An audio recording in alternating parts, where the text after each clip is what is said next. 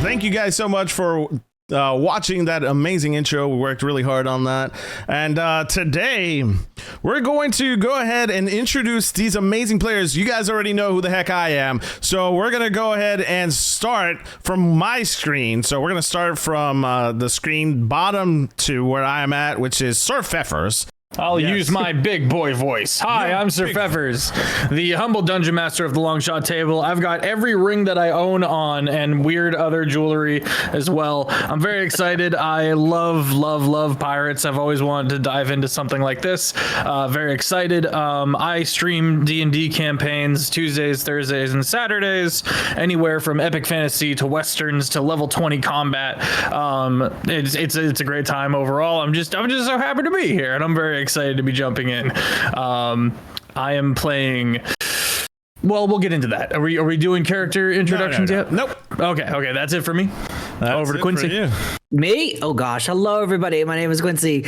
I do stuffs. I like to cook. I love D&D. I love food. I love fantasy. And I've never played Pirate Borg, so we're gonna mess around and find out. Yeah. Same. Oh, you will mess around and find out. All right, next person. Oh, hi. Didn't see you there. I'm Lightbox Gnome. I'm good. Every time. I'm cool. Lightbox Gnome. You can find me at lightboxgnome.com. I'm a Twitch streamer. I also make content elsewhere and do a lot of things and stuff. That's me. And who's next to me? It's me. Hey, everybody. I did see you there. I'm Johnny. I'm the DM for Ravenloft Misfits over on my channel at Talking XP. We just hit episode 80, so that's pretty fucking sweet. Wow. Yeah, so we got that going. I also have a YouTube channel where all of those are available, as well as all the Candela Obscura content that I'm making, including how to play. So if you're interested in that one, that TTRPG, check it out. That is awesome. Thank you guys so much again. For those, if you guys haven't done so already, do the thing. Make sure you drop them a follow. They're amazing. All of them are here live on Twitch and all of their other platforms. Those are the people that are there. We are going to go ahead and get ready to jump in to this amazing world of what we know as Pirate Borg. The camera starts off high in the clouds in a beautiful sun-filled sky. Not a care in the world.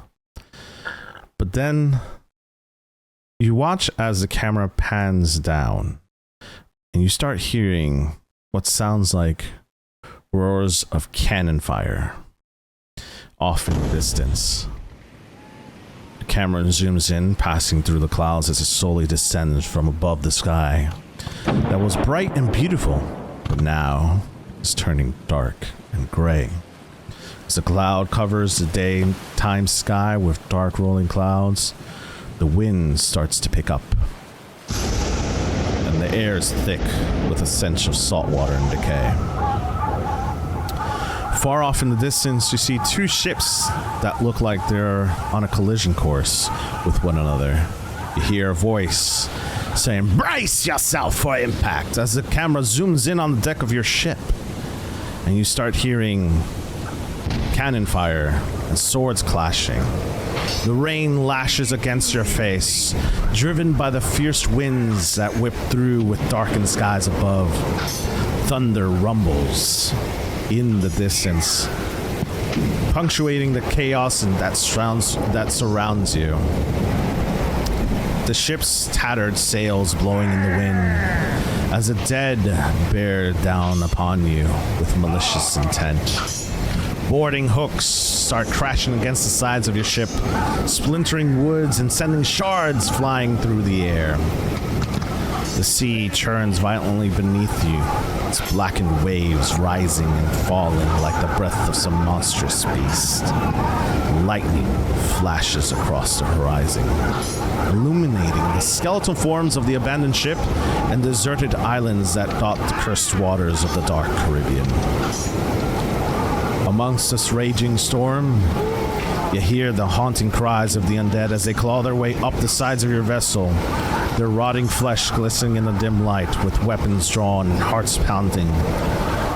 You fight valiantly against the horde, each swing of your blade cutting through the air with deadly precision. As the clash of steel rings out across the deck, you realize that you're not the only one fighting for your lives against the undead. But the sea has a life of its own as it wells and tries to claim your ship. Against the howling wind, you hear your captain say, "Steadfast, you scurvy dogs! The dead will not take this ship, as we have been through worse." As swords clash and the strike of every sword sounding like the sounds of thunder. What are you guys doing right now? Well, if the ships are close enough, I'm going to jump off the edge like a rabid dog into their ship. If they want to be on our ship, I'm going to get on their ship.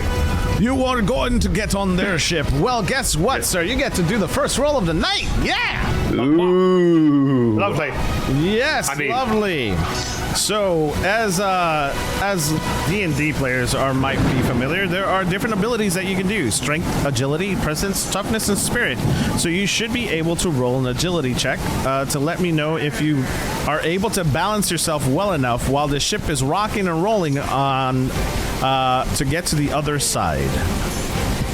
Well, I've just rolled a d20 and it was a natural 20. Now here's the thing. I don't know if that's good in this game yet. It is because I don't know where my agility rolling is. Against difficulty ratings. In this game, there are different difficulty ratings that are naturally done, which is a 6 and 8, a 10, a 12, a 14, 16, or an 18. That would be a difficulty rating of a 14 because it is nice. You're going from one side of the ship to the other, and you rolled a 20, so you are able to successfully get to the other side of the ship. So explain to me a little bit more how you do this.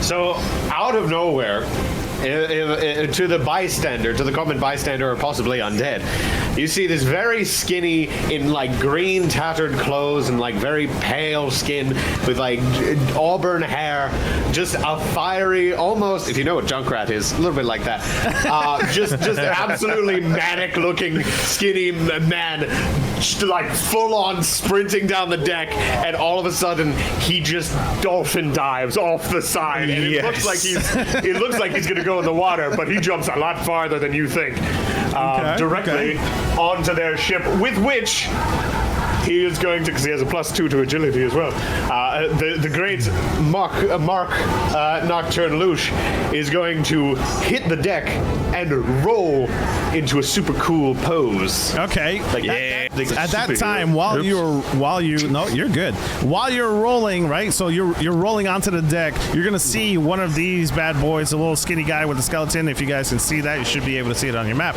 One of those guys is gonna try to swing at you, and he's gonna miss wildly. So what are you gonna do to retaliate? I'm first of all, how close am I to the stairs? Well, you tell me. Where did you land? Well, I think I landed at the front of the ship. I believe I landed up towards the front of the ship there. You should be able to drag your token over to where you want. You landed onto the ship. You land in like a really cool pose. You strike out your sword and you take off the head of this skeleton guy in front of you. The ogre in the back is kind of staring you down. When you look at these monsters have decayed flesh on them, so you're seeing parts of skin kind of flopping off as you're looking at them, and it's wet, so it kind of stinks like I would say like seawater and wet dog poop. All right. Nice. So that's kind of like what you're smelling right now. That's literally what you're smelling in front of you right now. So you're gonna go ahead and do that. Who wants to go next? Put me in, coach. All right, Pfeffers, what are you doing? So, I am this very narrow, gaunt, bony-looking little dude. He's got no hair whatsoever, no eyebrows, no facial hair, no hair on the top of his head, nothing. Covered in these like little tattoos. And I'm gonna see that this is a dire situation. So what I'm gonna do is I'm gonna take my knife, which is the only weapon I've got, and hell yeah, pry out one of my teeth. Ooh. And toss it into the ocean and whisper to Lady Brine that she might watch over me in this time, and then I will try to vault across the ship as well. Okay, so go ahead and roll. Okay. Okay. And I'm rolling agility. You can roll agility. Yeah. I've got a -1 to that. That makes it a 14. That's a 14, and it's a 14, so you meet or beat it. So tell me how you Nice. barely make it. It'll be one of those. I'll pull myself onto yes. the side of the ship, and as I'm falling forward, I'll just kind of like frog leap out, kicking across it, and I'll like slam onto the rails of the other ship, barely making it, and like, and then pull myself and kind of scrabble forward onto the deck. As you're scrabbling forward, right? You have two of the. That's assuming that's you. So as you scrabble forward, these two guys are going to try to flank you, but they miss just barely. They barely miss you. But I would say the sword gets very close to your face while you're moving forward. The camera kind of zooms back, and you start seeing this huge ogre-like-esque person in front of you, and he raises his mallet like he's about to bring down the house over your head. So, and that's where we're gonna cut to Quincy. Quincy, what are you doing? I'm shooting a cannon at whoever just jumped over. Yes. That's me. All right. You see on the side, kind of like as everything's going, the cannons are kind of like pushing the side, and one of them is just being loaded up by this other very gaunt skeleton kind of looking pirate who's barely got anything on him. All he's got is like looks very singed, and it just has this cultist robes that are like burned and patched and holes and everything, and he's just kind of yelling out, and anything that moves he wants to shoot. And so seeing not only one but two of his fellow crewmates just jump over, he's like looks over, burnout, turns and tries to shoot ahead right where they land roll and give a him cover presence fire. for me. That is a natural fire. 20. Nat Let's 20. go. All right, so Nice. tell me how this happens. Go ahead. Oh no. So That means- I'd like it to be, if there is other pirates around me to kind of help, we kind of like do a whole like Helldivers thing where one of them loads it in the thing and chunks it and goes and just lights a fuse, and I want to shoot it right next to where, in between where Fef's character and Cole's character landed, and if there's like a skeleton in between there, I want to like shoot the right ogre. there. Okay. Are you gonna be able to yell? Are you gonna yell across to hit the deck? Literally hit the deck? Catch! Catch.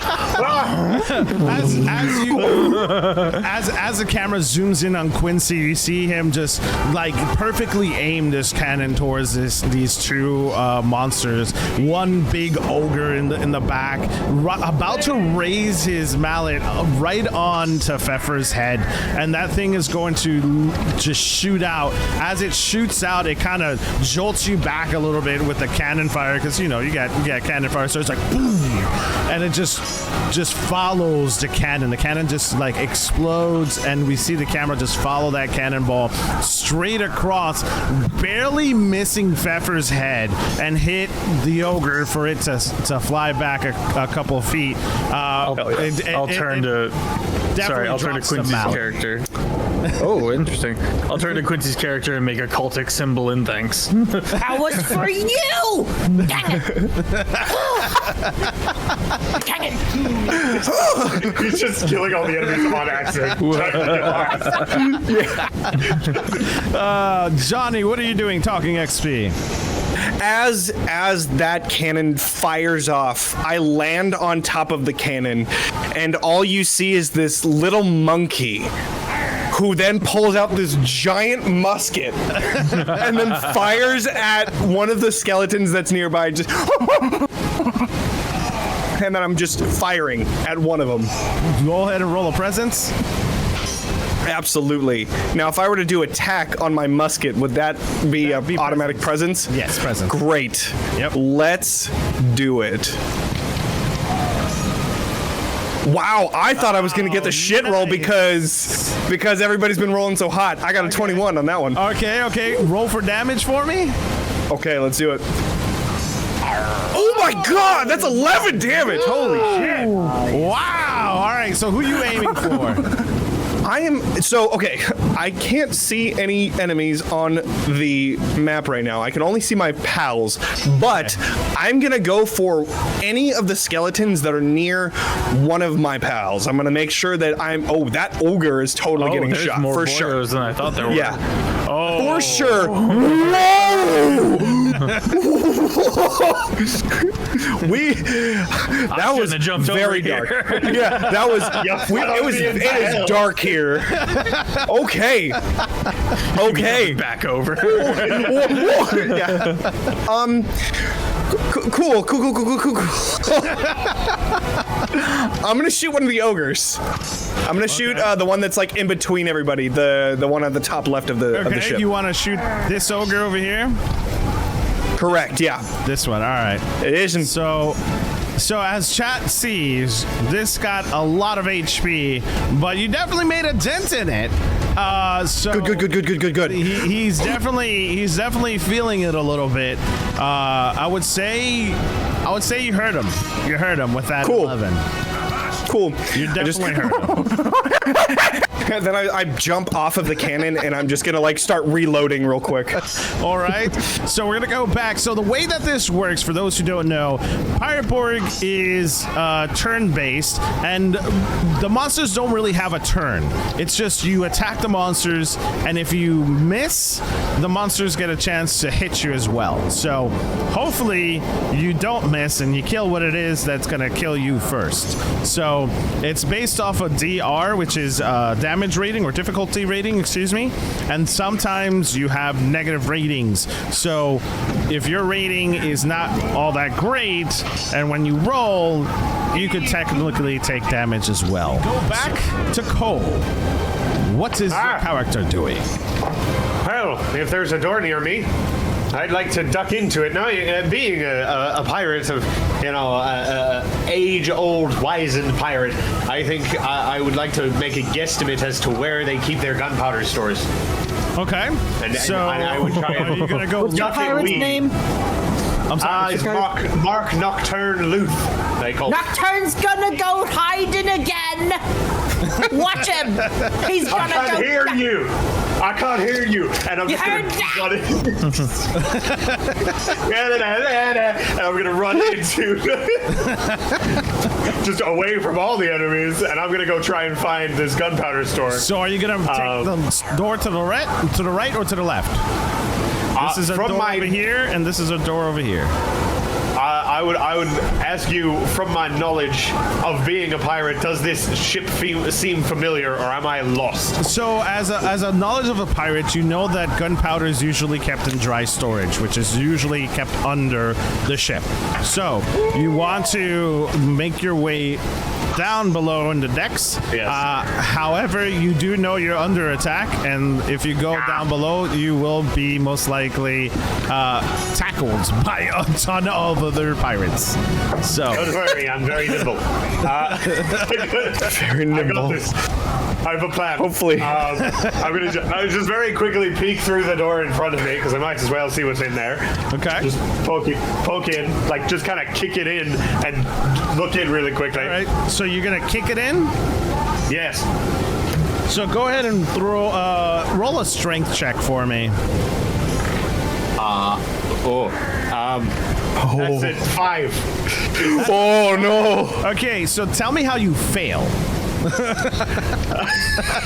So he's in just full on adrenaline rush. Mark is running towards the door, and he jumps at it and just tries to shove his one foot through the like right where the handle is, and his foot hits the handle and like turns, and his ankle just kind of like right, and he kind of falls to the ground and like holding it a little bit. And he just kind of looks around to make sure like no one saw. I'm looking right at you. He tries to stand up and like is obviously like limping now. It's just like All right, and I'm going to, if I can, I'm going to try and shoulder check the door to save some of my honor. You can try to do that, but here's what I'm going to tell me how this skeleton is coming at you. He sees you just epically fail the first time, right? So you go in there and you epically fail. You try to like go in super suave. You're like, I got this jump. You came over, you rolled, you're dope. You sliced a little bit of the skeleton in front of you. Now you're going to try to take down this door, and while you're running full steam ahead, you kick out your leg like if you're going to like barricade this door down with your leg, and you springboard back. When you springboard back, the skeleton tries to swing at you and misses. However, you are able to get an opportunity. So what do? I swing my possibly broken or sprained leg around and like I sweep under him to knock him off his feet. Okay. With my loose leg. Perfect. And then you're gonna try to go for the door again. I'm gonna scramble up and just try and shoulder check the door. So this time I'm just running straight at it. While you do that, we're gonna cut to Pfeffers. Pfeffers, what are you doing? Well, I see the mallet on the floor. I recognize how many enemies I am surrounded by, and I see the only other ally I've got trying to leave combat. So I'm gonna leave combat,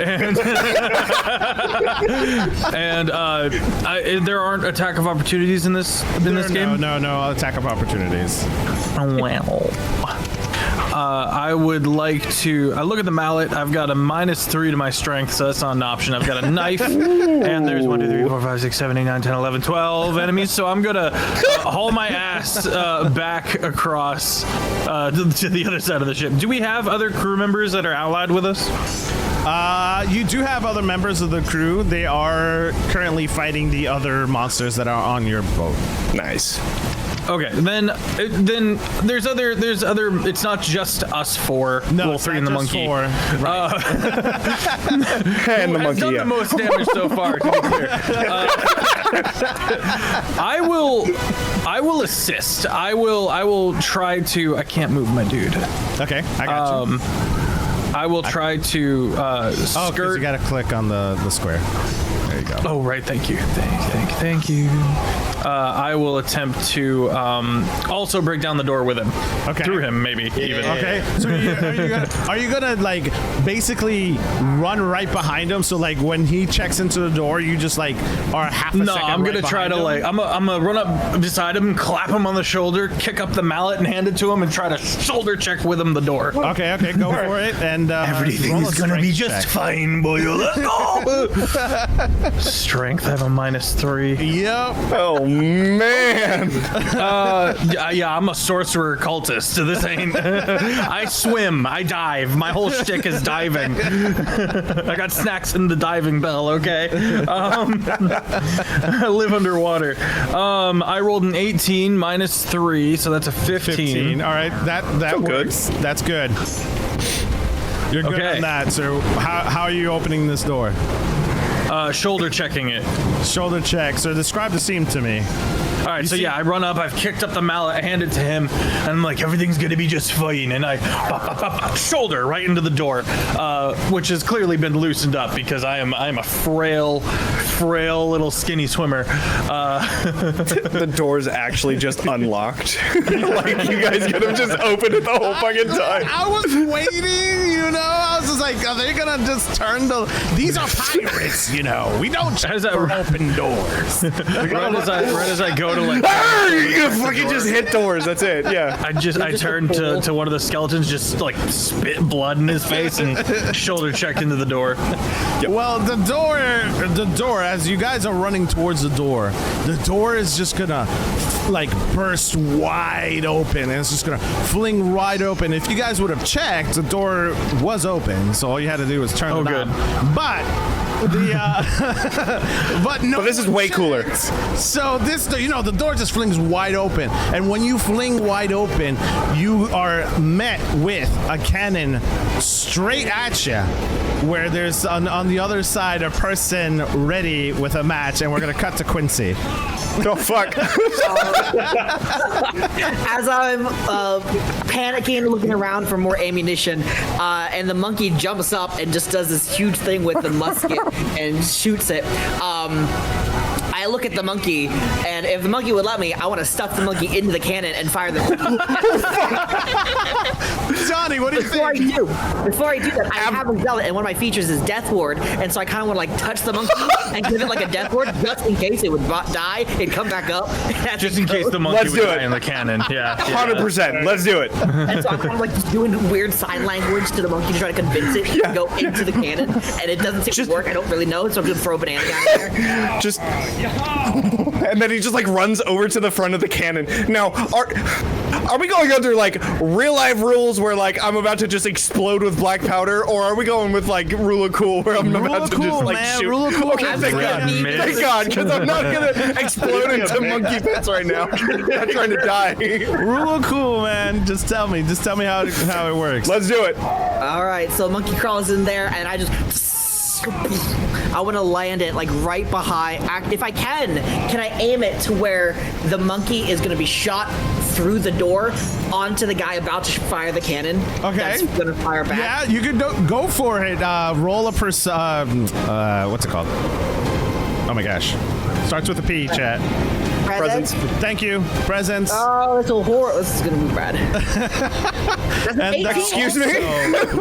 18 minus 1, 17. Nice. Let's go. Oh, let's go. So Okay. You go ahead and successfully do that. Also, for our players, we do have special things going on right now. So when chat donates money, you guys are able to get a lucky die, weapons, or they can take away some of your weapons if they choose to. So we just got a $20 donation from D. Campbell. Thank you so very much for a lucky die for everybody in this game. I need weapons. I have a knife. Nice. I got nothing. Okay, you can choose to use that whenever you want. The devil's own luck. That's a devil's own luck. Yep.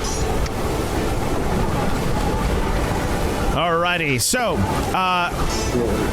you successfully just mashed this monkey inside of the cannon. The monkey is just like Johnny, tell me how you like communicate with Quincy's character. I just imagine that I'm on the side of the deck, just like filling in my musket, and then I just hear Quincy's character like,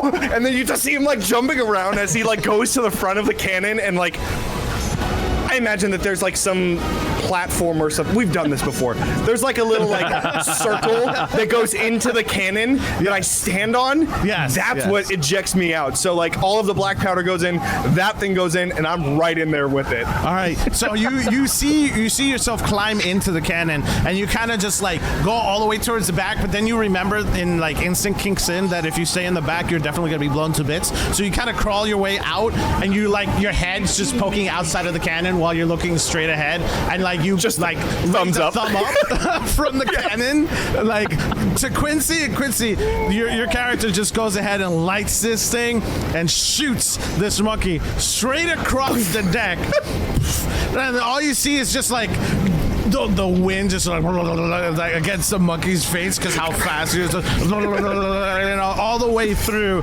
and lands directly onto the cannon that's facing Pfeffer and Cole's character. So Johnny, what do you do? So I have a little hammer. I had the musket, but you know, it wasn't reloaded, so I pull out a hammer and I just go fucking to town on whoever's like lighting this cannon. Just like bashing it in. Go ahead and do a Manic strength check for psychopaths, me. including the monkey. Here there be monsters. Yeah, do a strength Are we check. the buddies? Here there be I got monkeys. what was I rolling? Strength, because you're Strength. striking this person. Yeah. I got a +0. I rolled a 13. Okay. You make it. So you basically Cool. distract this guard. So this guard doesn't have an idea what's coming at him. All of a sudden, he just sees as this monkey's just flying straight at him, and instead of landing, so we're gonna rewind. Instead of it lands on the cannon, I think it'll just land straight on the guy's face. So you just like open arms, grab him around his face, and just start, like scratching his head and like doing anything to like just distract this guy from. And I'm just like crawling around like a spider, just all around, just like pow, pow, pow, and then like continue crawling around. All over the place. We need to get you a little shiv, just a little nasty little stick, just stabbing. Yeah, just all over. It's just you know that's what we're gonna do right now. So good. As all of this is happening, right? We have the monkey who is just now on top of this other guy. We have some other things happening, and you see, right, as you guys are in an intense battle with the Scourge, because the Scourge is the skeleton, the ogres, and all of these things. That's called the Scourge. Tentacle. Poof, out of the middle of the ocean and starts to appear slowly from behind as fighters are starting to see people being flung off the ship. So like you turn around, Pfeffers, and you just see this big tentacle wrap around one of the ogres and flings him across the deck onto your other ship, and the other tentacle now just comes down on top of the mast, and on top of that mast, you hear someone screaming, "Kraken!" as the long tentacles from beneath the ocean shoot up from the sides of the ship. As each tentacle wraps its long, slimy tentacles across the ship, the smell of this tentacle smells like rotten fish left out of the sun for too long. The Kraken's mouth breaches the ocean, and as you hear a loud roar in the background. What do you guys do? I just get out of the way of the cannon. Well, I imagine that like there's a cannon in front of me. As I'm kicking or like just hammering into this person, whoever was doing the cannon, I hear the Kraken and the scream, and I just and just like let it go, and then just like start booking it out. All right, you guys are not going to need to roll for this. We're just going to role play through this scene. As the Kraken slowly wraps now its tentacles around the body of the ship, you start seeing pieces of the ship being broken. The mast. You see the sides of the rails being crushed. You see the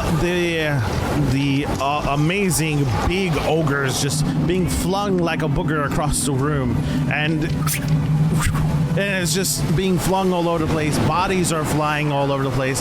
The other ship is now belly up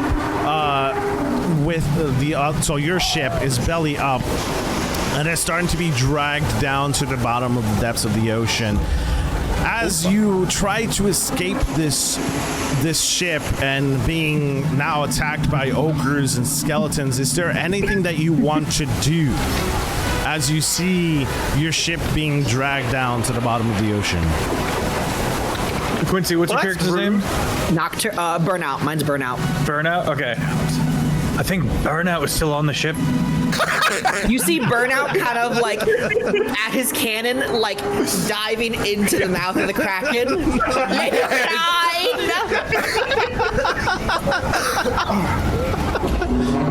I will look at Cole. What's your character's name? Mark. I'm gonna look at Mark and being like, I'll take my chances with the ocean, and I'll dive in the water and try to swim away from the Kraken. It's okay. The monkey's next to me. The guy with the cannon looks probably pretty messed up. Where's the nearest tentacle to me? The nearest tentacle to you is the bow of the ship. I am going to duck over. I just do full-on sprint again, except it's got a little bit of a limp this time. And it's just running over to the tentacle, which I'm assuming is wrapped around the ship here. Yes. And he just reaches forward and tries to take a bite out of it. Okay. You gotta know, right? You gotta know. You gotta see. You hear a loud. It's just really painful. I've got him, guys! I've got him! And I'm going to duck off the opposite side of the ship where the Kraken's mouth came up. I'm going to try and. Yeah, I'd like to think I away. grabbed like a cannonball or something and allowed myself to dive down like 30, 40 feet before trying to swim away. All right, so Quincy, tell me how you gracefully want to jump into this Kraken's mouth. Oh, I saying gracefully. This is like in there flailing and be like, "Eat me! Oh, let me die!" So, as the Kraken's mouth breaches the ocean once again, you hear that loud roar, and You hear like a belly flop, and it just goes slap, and then sinks. I hear it in the depths. I'm like, oh. you got the three of you just look over and see Quincy's character just belly flop right in the center of its mouth, and it just gets swallowed whole. As the Kraken slowly wraps its now tentacles around and body around the ship, breaking pieces of it large enough for your crew and yourself to pull yourself on board and float away from the monstrous sight. As you guys look back exhausted from the battle, and you do become lunch. The three of you pass out on top of these boards from exhaustion. Quincy, tell me how you reanimate into another body. I'd probably. Is there like a body beside Cole's character? Yes. As he dives down. Yes. Okay, so there's probably like I would probably assume like maybe there's like another skeleton or something that's kind of floating down in there, Yes. probably dead, and then my spirit gets pushed into the skeleton, and Nyanki Blink Catrick wakes up underneath the water. No! And he sees Cole's character. Dang it! And I'm like, goes to Cole and swim, and I want to go throttle him. Yes. I'm like in the middle of grabbing onto just a plank of wood that's like about the size of a door. I'm just like, there's not space. There's not space. And I'm trying to shove him back into the water. Just like I'm gonna try and hold him under. You're trying to Titanic this thing? There's clearly space right there. I don't know what you're talking about. Nope. I would let you on if there was space. There was never enough space for Jack. Chat, there was no space, all right? So, as you guys see this reanimation and you see Quincy's character reanimate and almost choke out Cole's character coming back from the brink of death, and from those who are watching for the very first time, these pirates are cursed with everlasting life. Good looks. Yes, good looks. With everlasting life. And what does that mean for these pirates? So, explain to me, and we're going to go down the roll here real quick. Pfeffers, what does that mean for you and your How did I die? How did you die? You tell me. Okay. I would like to think. You're not dying. You're not dead, excuse me. I'm just My asking apologies. how does everlasting life affect you and your character? So I'm a diver by trade, and I've gotten a little brain dead over the years because, as you know, they'll drop like the diving bell, and you keep going back to the diving bell, and you know there's a certain amount of time before you can run out of oxygen, and I've probably met that quota a few times too many. But what this looks like is I've got this infatuation with being in the deep water, and so what that looks like in the reincarnation, if you will, is my consciousness just diving down into this next person and slowly almost drowning them before I sit up. My character's name is Blackout Blink. And just kind of... All right. So Quincy, tell me how your character and what does it mean for your character to have everlasting life? I think the original body that this character had, that Burnout had, was probably a priest or cultist of some kind seeking everlasting life in the form of like the fountain of youth, and through the curse got what they wanted and got what they wished for, and didn't realize that the coming along with the curse of everlasting life means a necessity of not needing anything else. You just live, so you don't get to enjoy anything else. You just get life. So no food, no water, no pleasure of the living. You're just alive. So I think with this just eternity of not being able to die, Burnout just wants to find some way to silence everything. What having experienced life for the eternity that it has been, the only thing that drives him is to potentially just silence it.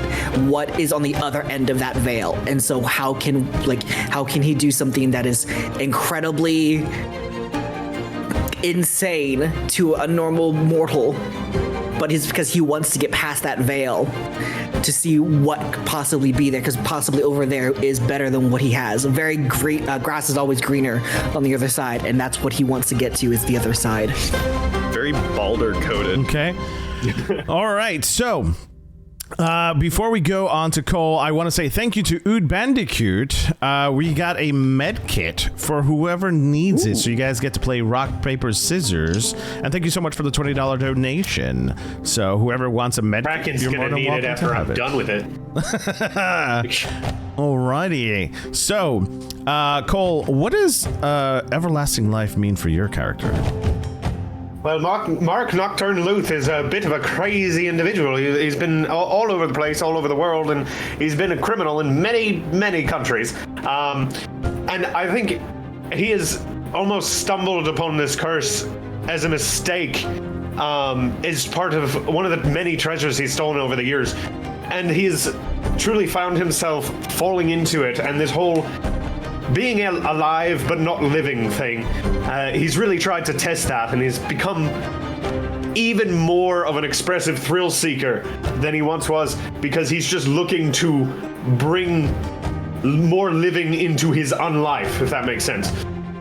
He is just seeking Like a hunger. that adrenaline, the next adrenaline rush. He is just constantly, so whenever he moves bodies, which happens quite frequently, it really feels just like a surge of adrenaline, and it's almost, to him, it feels like he is manifesting bones out from the individual. So it's almost like he's manifesting in their bones and seeping out and pushing the rest of them, or who they once were, out into the abyss.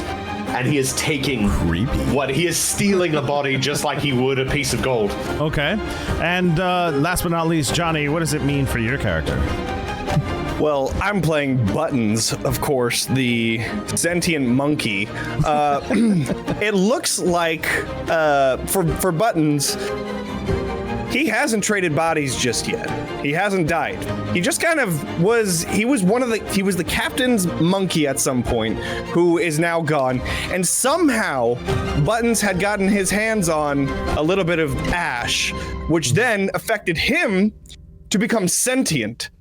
So he started learning sign language with each of the crew, and started, as a joke, they were teaching him how to use a musket. But then he turned out to be really good at using a musket. And so now he's just part of the crew. Everybody just knows who Buttons is. And he's just like, he's like the mascot of the group, pretty much. But he's fucking deadly too. Okay. A little bloodthirsty. A little, you know, with that. Just a little bit. 11, jeez, you've hit the hardest out of the entire group so far. But anyways, going back into this story, it's good to find out a little bit more information about what's going on for people who are watching right now.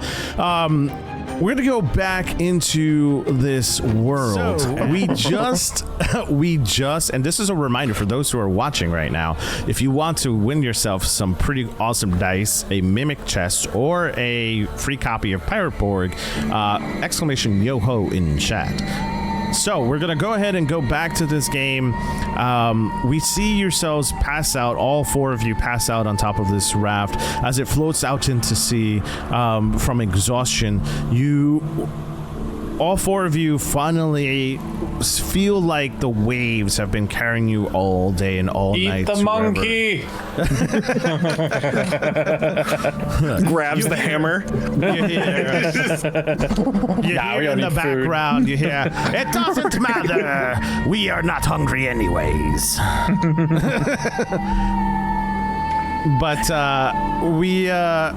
you guys feel the what seems like a piece of life or a raft being kind of just guided towards this one area, and it finally stops.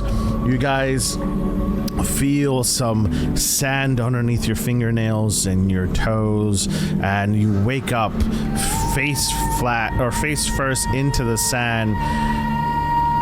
What do you guys do now?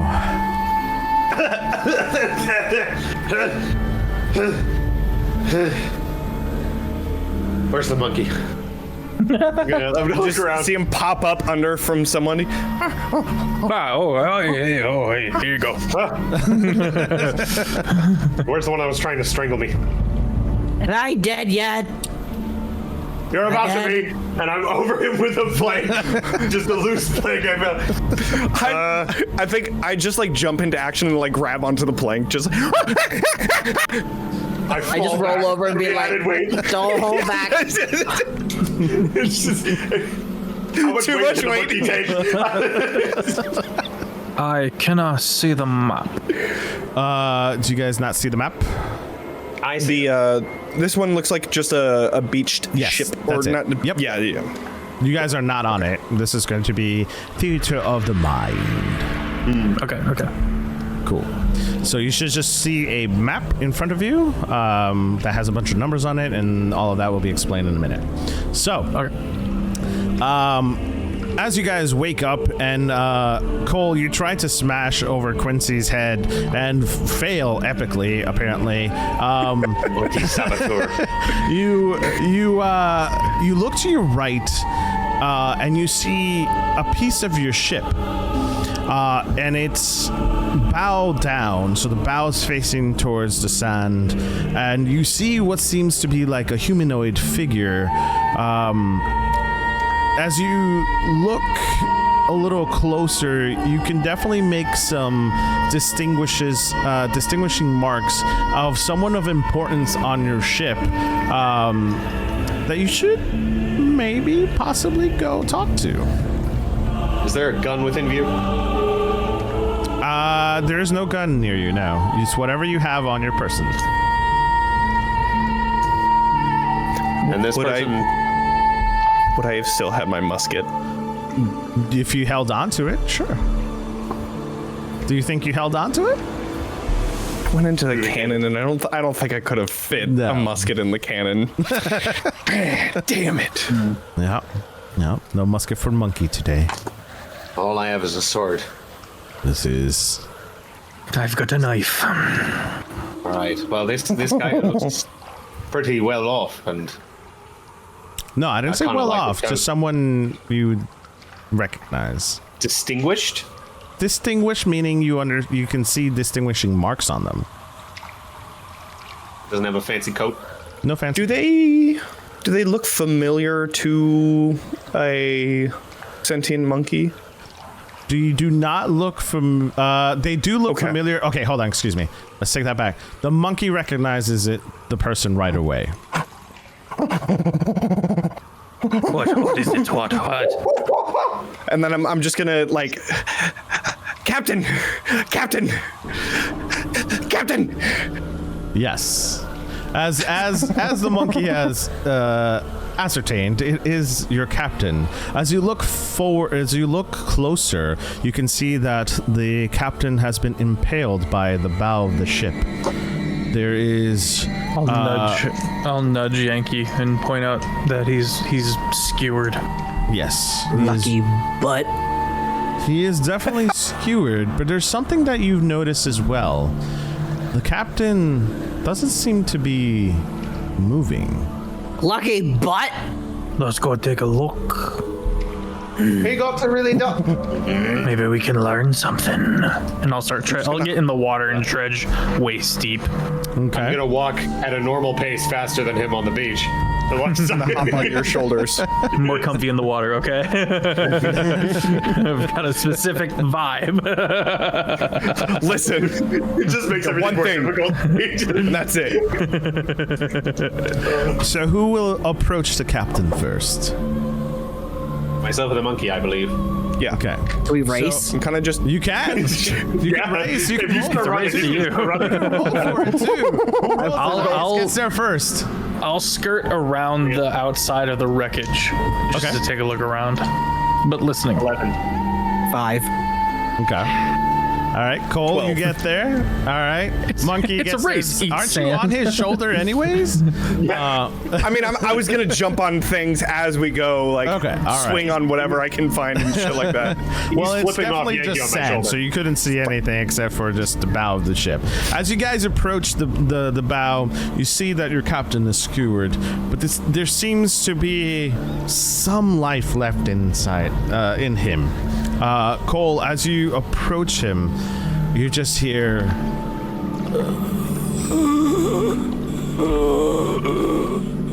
Oh, he's not dead. Nice. That's weird. And just getting up and like looking close at him. Is there like, Yeah.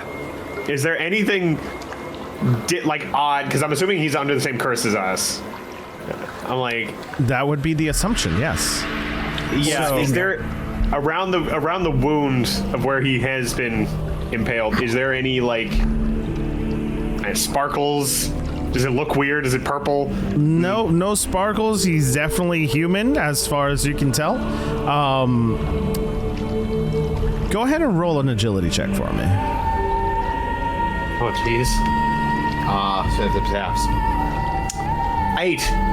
Okay. So, as you get closer, the captain is he's struggling to breathe, right? He then reaches out and grabs you from your shirt and pulls you in closer. Ew. And without saying anything, he reaches out to your hand and places something in your hand. And as he's doing that, he takes his last breath and nods. There you go. So it's up to you whether or not you want to share it with the rest of the class. However, I will share it with the stream, so the stream gets to see what you guys are able to see or not. Stream, this is what they see. Don't look, Quincy! Pfeffers. No, I'm not. But this is what they see, and as far as their items are concerned. So I'll these come up are behind the Cole's two. character. What'd you get? I don't know. I'm trying to read it. Dude, give me a moment. Give me a moment. And he's like, he's squinting. Obviously, this is like someone who's needed glasses for years, but it's just never gone. And like, he's never gotten it checked out. It's just, it's kind of shiny. Can't see Oh, shush. anything. Oh, shush. I'm trying to. Just give me a sec. Oh! Well, it's shiny and I want it. What do you think? I want Monkey? it Well, why do you want it? because I want it. You didn't even like this guy. Yeah, but he's dead, so I want it. Because he's dead? Yeah. How do you know he's dead? I look at the captain and poke it. Is it dead? Slap the face. He like he just fidgets, you know, like when a dead body is just like spasming. Doesn't really do See? anything. Not I dead. take my cutlass and chop off its foot. Flop. It just flops. It's dead. And it, Give me the as, shiny. as the foot flops to the floor, you just see droplets of blood coming from the kneecap, where I'm assuming you cut it off. Yep. It's dead. So, I'll trade you. He'll trade me for the sword. I'll take the sword. For the shiny? I'll give you the shiny and only the shiny for the sword. Oh, what is it? It's a shiny. What kind of shiny? I don't know. I can't read. Okay, trade. I'm gonna give him the locket. so we're gonna go ahead and switch the locket out of Cole's hands into Quincy's hands, and now Quincy, you have the locket, and you're able to see what the locket says. Do you want to share that information or keep it to yourself? It's just It's just a locket. It's just a The locket. image. I'm gonna shimmy my way up on the far side of the wreckage. Okay. Oh, I see what this is. This is very valuable.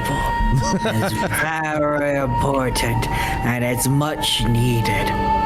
Okay. I want to trade back. I want to trade back. Here, take the sword. I want to trade back. And I walk back to shore. Pfeffers, what are you doing? I'm looting the wreckage. Go ahead and roll for.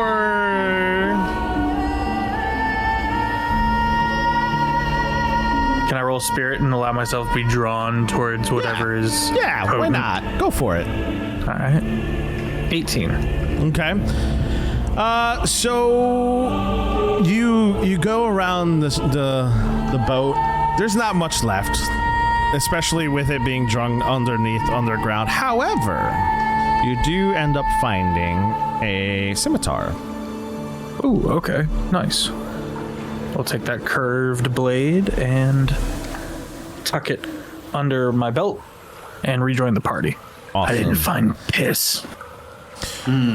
So, as you guys are scrummaging around, you guys can tell each other what you found or what you think you found. It's up to you. It's up to the party if they want to share that information. You are pirates, after all. I found a very magical, powerful locket that will make me die, and this sucker gave it to me. I found a cutlass which I can use to take back said locket.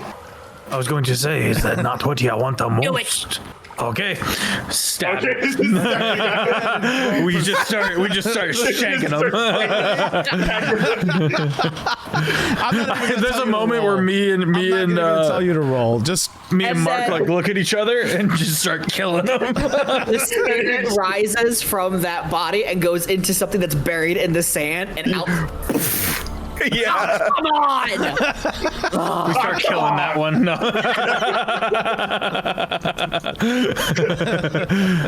all right. So, as you guys investigate a little bit further on the beach, you see an entrance to an opening to the cave, which is marked on your maps as 1. So that is what you're seeing right now.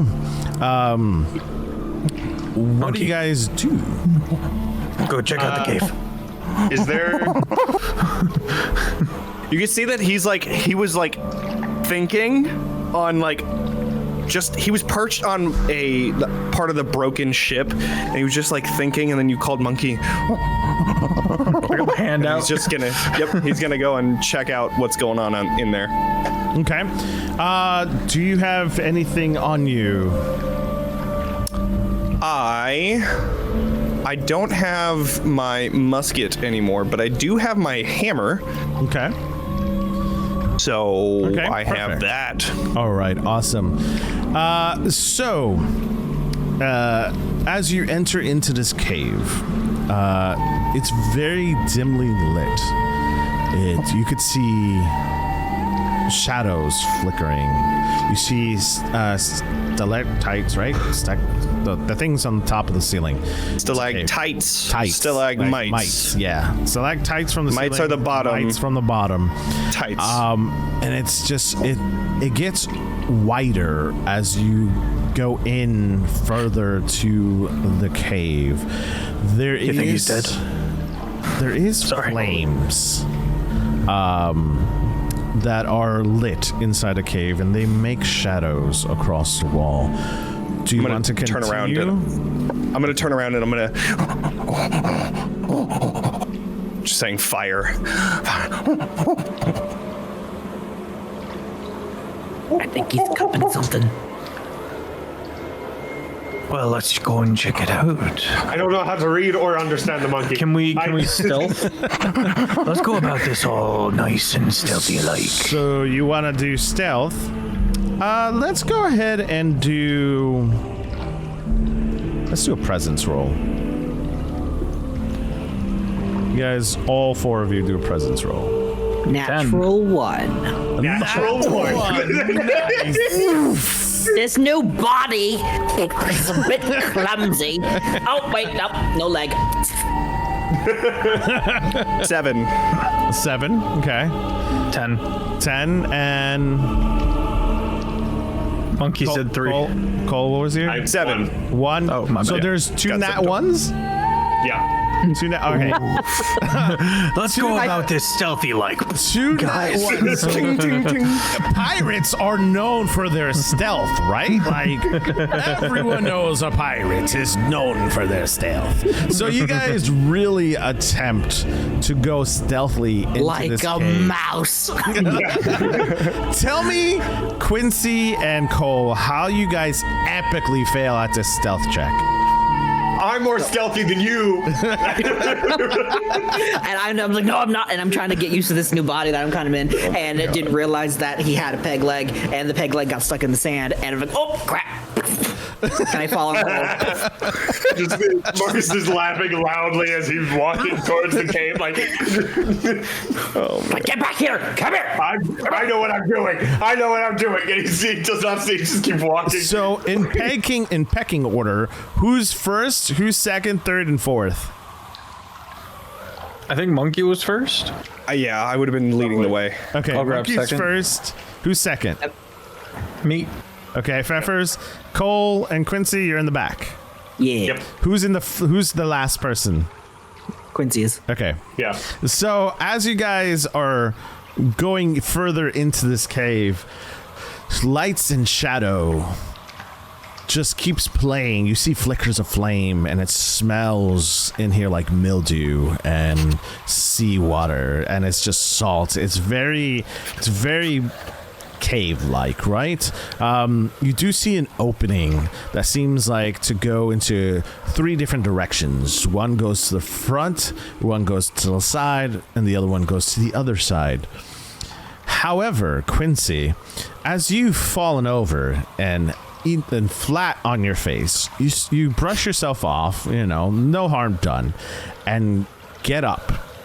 As you're standing up, the camera pans with you kind of like brushing yourself off, and you look up, and as you look up, a long shadow pierces right through your heart, grabs it, and squeezes.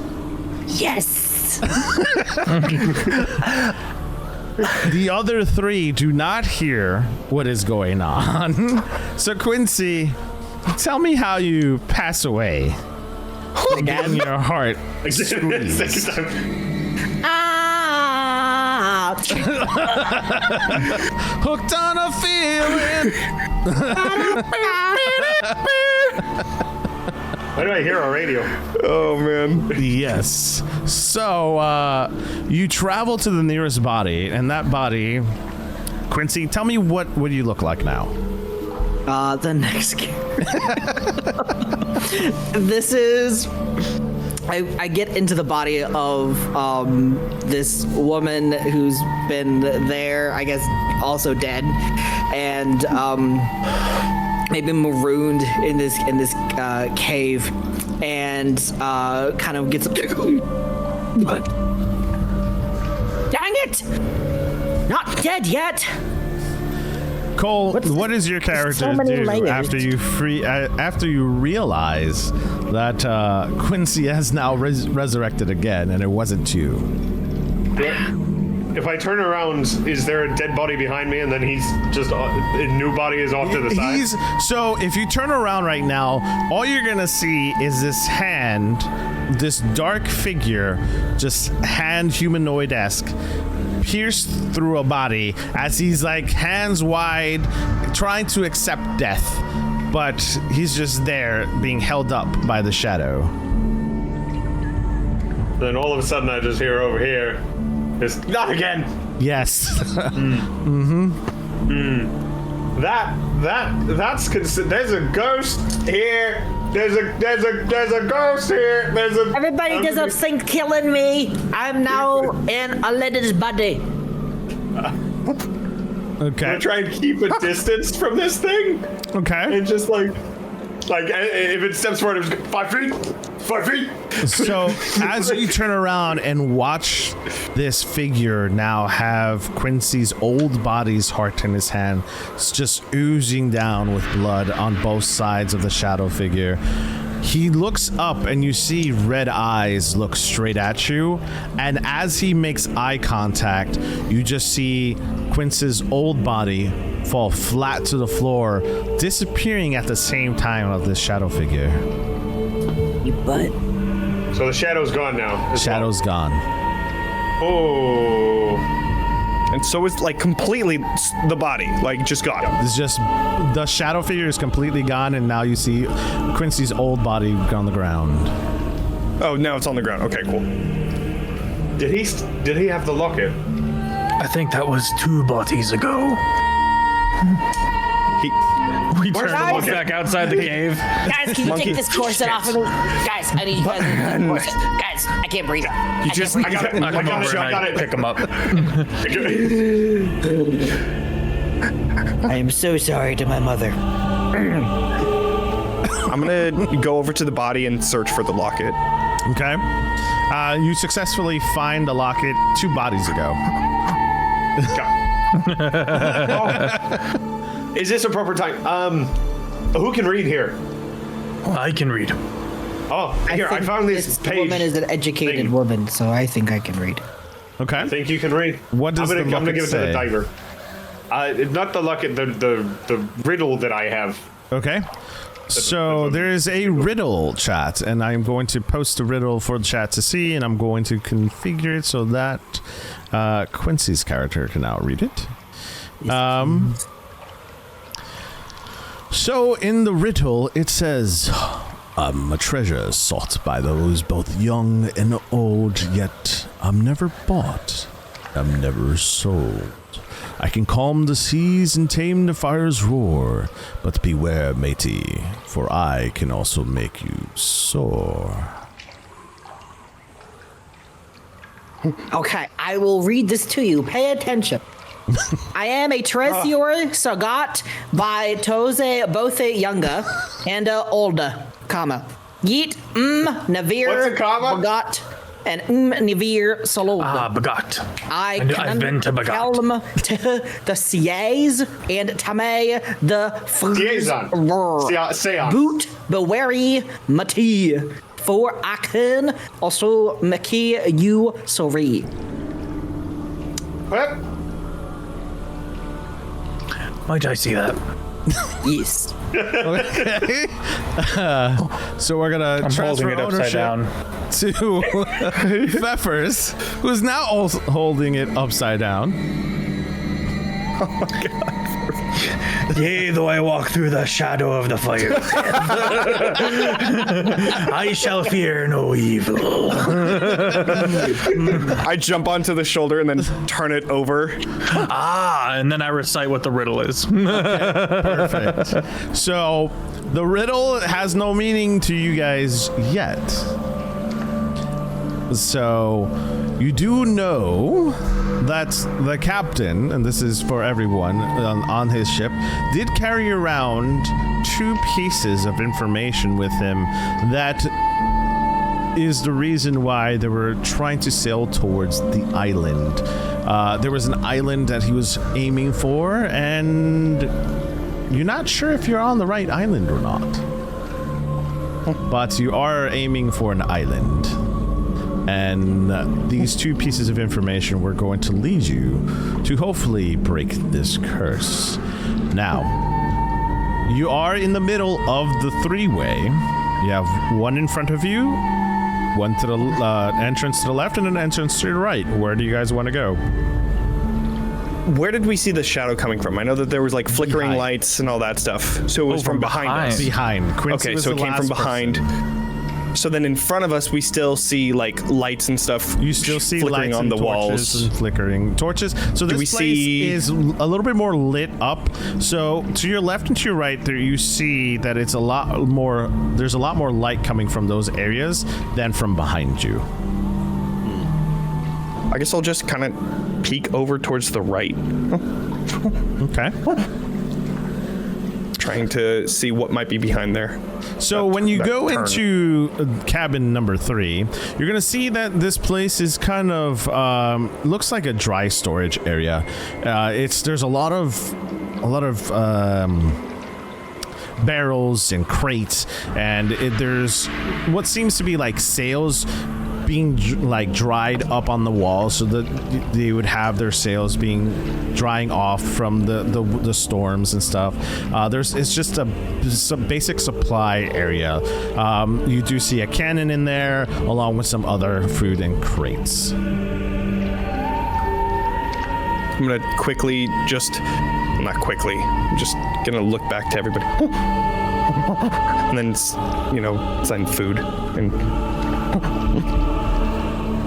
The monkey wants to make do we food have for again. that? We can't eat though. and then I'm gonna walk in. Just looking monkey's around. Dead. Okay. Anyway, So the monkey, we're gonna pause on you for a second. Great, that's always a good sign. What is everybody else doing? I'm gonna walk forward. I'm just Okay, gonna Cole, you're going towards 4. go straight. Okay. So are you going by yourself or are you going with anybody else? What do I hear? So you do hear constant dripping of water across the caverns. It gets heavier as you go forward towards 4. It feels like water is less towards 6. So as you move towards 4, there's more water. If you go towards 6, there's not much water. Keeping an ear on the monkey, I will head towards 4. Okay, so you would go with Cole. Quincy, what does your character do? I notice that suddenly I am alone, and I follow where the footsteps are being. I'll go follow. Okay. So the three of you, the three amigos, I'm going to call you, go towards 4, and you notice... French. Ah, yes, French, exactly. French. As you notice, there's definitely some more dry goods up on the ridge over here, and you get towards what seems to be a shallow pool of water in the middle. There is a torch that you guys can pick up if you feel to. If you feel like it, you can grab the torch to kind of light up a little bit more towards the center of the lake, because there seems to be something that's written on the walls. You're the educated one. Go read it. I got this. And Not I'm you. gonna grab the torch. Okay. I'm gonna check out the water. Yeah, All right. I'm gonna hold it up. Okay. So are you going into the water, or are you going to the? No. I'm just kind of eyeballing it, and then I'll glance at the writing. Okay. So you do notice, Pfeffers, your character has the riddle last, and you can't really read very well, but you do notice that there seems to be writing on the wall that matches the description of the paper you have in your hand. It matches the description of the paper in my hand. Just over your shoulder, like Mark is leaning. Is this good water or bad water? Drink it. I will take a rock and toss it into the water. Okay. You don't have to roll for that. So that the rock gets tossed into the middle of the water, and as the rock, you see the rock fly straight into the air and follow it, splash into the center of it. It just and it hits the bottom. It's very shallow water. Nothing really happens. Get down, and I'm gonna flick the water. Okay. The water is very salty, as it is from the seawater. So you're going to definitely have some dry mouth. It's good water. Yes. Very good. Very Rough good. season. I'm gonna leave the torch kind of on just in the sand by the beach there of the water, and I'm gonna try and go into the water. Okay. So as you go further into the water, you start noticing that the light starts to brighten up the location a lot more. When you look up, you still see stalactites, and you do see that there's moss growing all over the place, and there's written on the wall the riddle that you guys have on your paper, and there seems to be a door that hasn't been open in a really long time that's carved out. At least it looks like the silhouette of a door in front of you, and it does lead out, possibly. Can we get... Sorry, I keep interrupting you, my guy. I'm so sorry. You're good. I feel bad. Can we get the riddle written out for us? Yeah, so the riddle says, and I think you can click on it. It should bring it it should bring it out bigger. When you go to the items, which is the case. Okay, cool, Yes. cool. Yes. Cool. So it says on the walls, I'm a treasure sought by those both young and old, yet I'm never bought and I'm never sold. I can calm the seas and tame the fire's roar, but beware, matey, for I can also make you soar. As you guys are pondering that, we're going to cut to where our Sir Scurvy. Buttons is. And Buttons, go ahead and make an agility roll for me. Oh, I'm great at those. All right. Oh, nice. All right. 19. Perfect. So, as you're scavenging around in this location, you are in room number 3 right here. You're kind of checking out the sails, and from behind you, the camera kind of pans towards the front of you, so you can see what's behind you. And when you see the silhouette that's coming down from the ceiling, it seems to have 2 arms, 3 arms, 4 arms, and it just gets bigger and bigger I just call out. as it's starting to come down from the ceiling, and tries to wrap around you. With that 19, however, you're able to sense, since you're an animal, you have those animal senses when you know when there's something in danger. So your hair just stands up on the back of your neck as you feel something large kind of crawling down from the ceiling. And then you turn around and you see there's a big arachnid facing you. What do you do and how do you avoid it? As I was rummaging through this, did I find any like weapons or anything like that? This is dry storage, so I would say no, but you can grab a plank. Okay. I know that I cannot kill this thing, so I am running where everybody else went. Okay. So how do you avoid this arachnid coming down? He's literally hovering over you. So what do you do to get out of his grasp? As it's coming down, I hear like the faintest little move as the web that brings it down just makes a sound as it's coming down right above me, and I look up and I just immediately, it sees me seeing it slams down into whatever the dry storage is just as I'm jumping off and I'm rushing out of the room. Okay, perfect.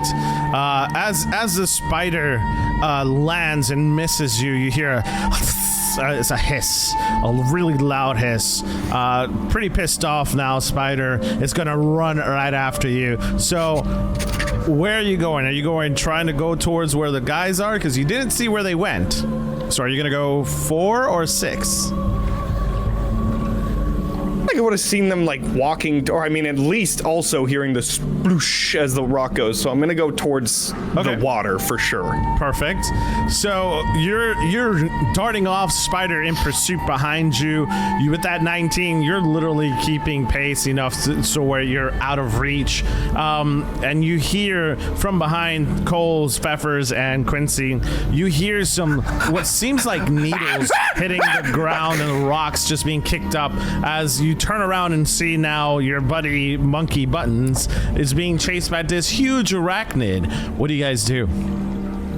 I'll pull my falchion and do the pirate thing where I put my knife in between my teeth. You know what I'm talking about? There was a door that we were headed towards, right? There's a door right here. Deeper into the water. Well, if I'm already in the water, I'm gonna try and get over the door. And the moment I see the monkey, I'm just gonna start waving. Okay. The door doesn't budge. this one's not locked, or this one's locked. I know how to deal with that. Listen, I don't open doors, I make them. And I'm going to try and kick the door. I'm going to try and kick this door. Okay. You can try to kick the door. Go ahead and throw a strength roll. Quincy and Pfeffers, what are you guys doing? There is a spider after you now. This thing is huge. Huge. I want to go and fight the spider. I'm with you. Let's get it. Okay. So what do you guys want to do? What do you have on you, I should say? A falchion. I has a machete Okay, go ahead and and a bucket. make rolls Nice. for those with the machete towards this spider. You're rolling with a DR 12 for the spider. 9. Okay. I trip on my petticoat. Is that plus strength or agility for a falchion? Strength. Yes. You got a devil's luck, remember? So you can't re-roll You that. do have a devil's luck if you want to re-roll, because you guys all have a lucky die. I will use that because I got an 11. Okay, go for it. Sure, I'll use it now. Why not? All right. Natural 20. Nice. Ooh, I nice. trip on my petticoat and fall face forward, but then as I do, I kind of like tumble and accidentally just hit it with the sword. Okay. Nice. So as you tumble, you hit the spider, and it just drives right into the skull and just makes the spider fall flat. So you hear a... You can die. I will dart forward, rolling a 17 to hit, Okay. and just get the falchion in the right position, and then just lean down and fall on it, skewering into it. All right, so as you skewer right into the body, it seems that the blade is long enough, but not very long, but it is long enough for this particular spider's body to stab right through the skeleton of the spider, hitting the heart of the spider, and now you see just green ooze come from the top of its skeleton as it just lays flat. And our Buttons is now jumping for joy as he is almost shat himself. No one eats the monkey but me. So Cole, I how throw did part you of that. do I with your- throw part of the shit that I throw part of the shit that I shit myself with at the dead spider. Cole, what do you? I flip it off too. 16. Okay, so you do notice that the door doesn't budge with a 16. However, you have been on multiple excursions with your captain before, and you know that usually pirates and temples have riddles for a reason, and they help you open doors. Does anybody have any explosives? We got spider blood. Well, And monkey shit. there are other areas you haven't explored, so I can't tell you no. Well, has anyone figured out whatever the paper said? Yeah, I'm not good at riddles. I can't read. I've Just read it looking to at you. The monkey is also lost. All right, let's go find some explosives or something. Who made you captain? Oh, Yeah, Well, who you did make died a like captain? 5 times. this is He trusted me. He trusted Yeah, me we're with gonna all his stuff. mutiny against you. I I'm think saying it's a mutiny. You respect me You've as your been in captain that first. body long enough. I'm across the water. I'm on the other side of the water by the door. I'm just like, I'm gonna go after him, and then like as the I have the water high ground. comes underneath, and my dress kind of like comes up over me. I will collect the monkey. Yeah, I'm Stab him with I'm my just chilling. bloody Just yeah, we're just. I'm gonna Are you gonna dive try at him. to? Are you gonna try to hit him, Quincy? Yeah, I'm gonna with try my- and- with my Oh my spider god, this is poison. amazing. All right, so Quincy, go ahead and roll for me. The strike roll. It's a 10. Okay. What's your DR? Let's see. Let's For take what? a look. let me see. It's on paper. Okay. What's it? If I find it on the paper, I'll let you know. Okay. Strength DR or DR +2? No. D2 daily. Whoops. It's a Well, I got an extra 20 on DR0. strength. That's a DR0. Quincy, tell me how you kill Cole. I come up to him, I grab He's been him waiting to hear that by so the long. collar, and I'm like, eat this. And I want to take the spider blood-coated machete and put it down his throat. They've always been like this. And twist and pull out his heart. And then bite it and spit it in his face and then dunk him in the water and then step on it. I was dead after the first part. This is the rest of it. So, I wonder what happens if we run out of bodies to reincarnate into. there are plenty of bodies to go around. They don't have to be human, do they? Looks at monkey. What if the monkey becomes Cole, like a pirate? what do you come back as? I think you know those like cages that you always see pirates hanging from. Oh, yeah. Gibbets. There is one One of there. those. One of those in the just way above in the water or above the water, just clangs and then crumbles and twists. And there's just a big splash in the middle of the water. I will help you out even further. Ooh. The cage is not above the water. There is a cage with people in the other room. So the three of you don't hear him, okay? You actually killed but him. You see the camera follow this glow as Cole's body spirit is up above the body now, and now is traveling to the nearest body, and he finds this cage that is up above this shack here in 7, and down below there's a bunch of barrels that he can see, and as he reanimates into this body, the cage just kind of shakes because it hasn't felt someone's weight before in a while, so it just shakes and crashes down onto this onto these barrels, and you feel what feels like sand, but it's colored in black, and the cage door flies open as it crashes down to the floor, and you walk yourself out of it, kind of similar to the Hunchback of Notre Dame with the old guy, and he's like, I'm free, and then falls right into a head trap where now he's just there, where his hands are shackled and his head's in between, and it falls in between his head, so now he's just there, just hanging out. I'm trapped in this room. That's what you're saying. You are trapped now, yes. With what I can only assume to be black powder. Yes, black powder. You killed him. Wait, You're the captain now. I am the captain. I am Captain Helen Jackson Halifax. I would say, look at me, I'm the captain now. The three of you do hear, however, the crash and the sound that comes from the other room. You just don't know Dang what it it. is. This is a plot forward moving sound. Then we best follow it. Fine. As you guys enter the room, you do see Cole's reanimated body now kind of going nowhere, and there's black powder all over. The cage is now open, and the wooden lock is now over his head, so he's kind of like the old-fashioned Parliament, hands over the head, the head's locked in a piece of wood.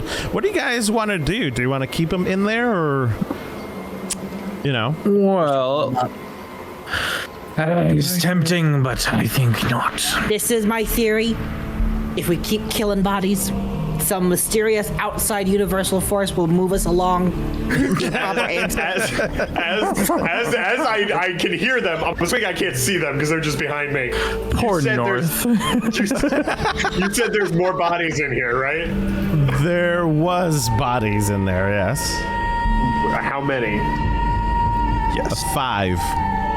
5. I have a feature called Raise the Dead where I can create skeletal thralls from nearby corpses. Can I just use that? Sure, go for it. You got to roll for it, but you can try. It says, sweet. it says right here, they're stupid, but they obey your verbal commands. Okay. I love that. They're stupid. Yeah. So To be clear, they're roll for stupid. it. Roll for it and see if you can get out. What do I, just D20? Roll a d20. Game Master, why did you put 4 buckets in my equipment? I'm scared. 13, I don't know what that's plus, if anything. Okay. So you successfully raised 3 out of the 4. Okay. Okay. The 4th body is still there. Can I tell the 3 that have been raised, the 3 extra bodies that have just reanimated? Yes. Can I tell them to free me?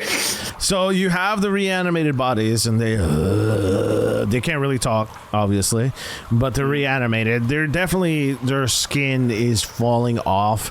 They've been sitting here for a while, so you see their hands and their skeleton fingers are like coming out, but there's still some skin attached to it, and they obey your command. They're not very smart, so they're gonna start coming over to you and start hitting the top of the piece of wood with their machetes to try to chop off the Even the pieces of dead wood. doesn't like him. Too close. So- Too close. Just cut your fucking head off right there. Wait, stop. All right, we're going to try this again. And I'm assuming I can hear them behind me. Oh, Is- yes. Blackout, are you there? Admit you're not captain. Admit it. I didn't sign up for you being captain. I never said I was voted on the captain. You monkey. said I was captain, which makes me think you will Then like I'll me unlock- in a then I'll let him leadership out. position. I'll let him out. I was Where's accused the of monkey? being captain. You are monkey's now out. captain. Monkey, do you have the torch in your hand? Oh my god. Yes. Crazy. Okay. All right. So, Yes, I do. Buttons has the torch in his hand still, as he walks into the room, and there seems to be a trail of black sand, we want to call it, because we don't know what it is yet. And as you're walking, you're swinging your torch in your hand to the sides, and a little bit of that black sand you hear. It's not know what black's powder is because I get shoot out of cannons all the time. I fucking book it out of there. Follow the monkey. All right. I run and I In there, inside. turn around to the skeletons and I tell them to grab Helen and bring her with Death. No. I've done that so to you. So we have the undead trying to pull Quincy's character out of this black powdered room. As you hear just continuing to move forward, this shadow figure that you guys saw before pops out of the ground behind all of you, and as the fire gets closer and closer to that powdered keg, you see it just explode, and the figure that was in all black just explodes with the fire and is engulfed and goes away in smoke. As you guys are just now heading out of job, that monkey. cave, the explosion is so powerful and loud that you hear the ground and the walls like shake. Oh, my timbers are shivered. Oh, yes. You definitely escaped death, just barely. And now, what do you guys want to do? Is there a room we Fight haven't these checked out skeletons. They yet? try to pull me over my death away. Get off me. Yes, room 6. I'll head that way. Okay. So as you guys go into room 6, okay. Well, Okay, just reading my notes. All right, as you go into room 6, you do find articles, and I'm not going to go into details because we'll be here all night, but you do find articles and things of what seems to be lore of the island, and you do hear, or excuse me, you do read from what you can tell from the people that you have around you. You can tell that this is the correct island. This is the island that you guys have been searching for this whole time, and you've accidentally stumbled upon it, not even knowing, and your captain is no longer around. You do also find out there is something or someone or some type of force or entity that is holding this island hostage, and you're not really sure what it is. I will say, for the sake of time, that you guys gather your things and you talk about it and head over towards the cave where the water is, which is 5, and you notice that the door that was there has crumbled and now has an open passage out. What do you guys decide to do? We're in the right place. You did nothing. When in doubt, blow things up. I grab the monkey. This place is being held hostage. I like to exposit at the monkey. I think we're in the right place. Our captain was into it all along. He was right on. And now the way forward is open, and I throw the monkey. There's just so much spit coming out. All right. As you guys make your way out of the cave, you see what lies ahead of you. Oh! You guys should be able to see this. Yep. All right, cool. Spooky, scary. So, yeah. No, that's pretty just much. my guys. Don't worry about them. Just moved on. So, as you guys are heading towards the outside of this cave, you make yourselves way through this thick, dense forest where the light struggles to penetrate the thick canopy above. Changing this real quick. Oh, is the sun out? The sun is out, but barely, because the canopies of the trees are basically keeping the light out.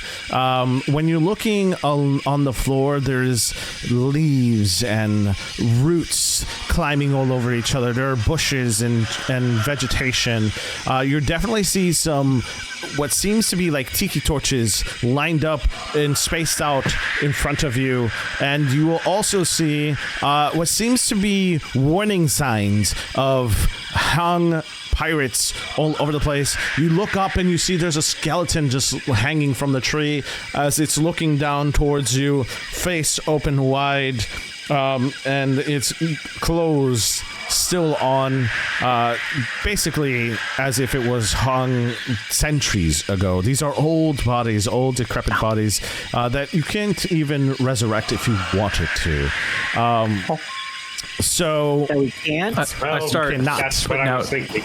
I start putting out tiki torches. Okay.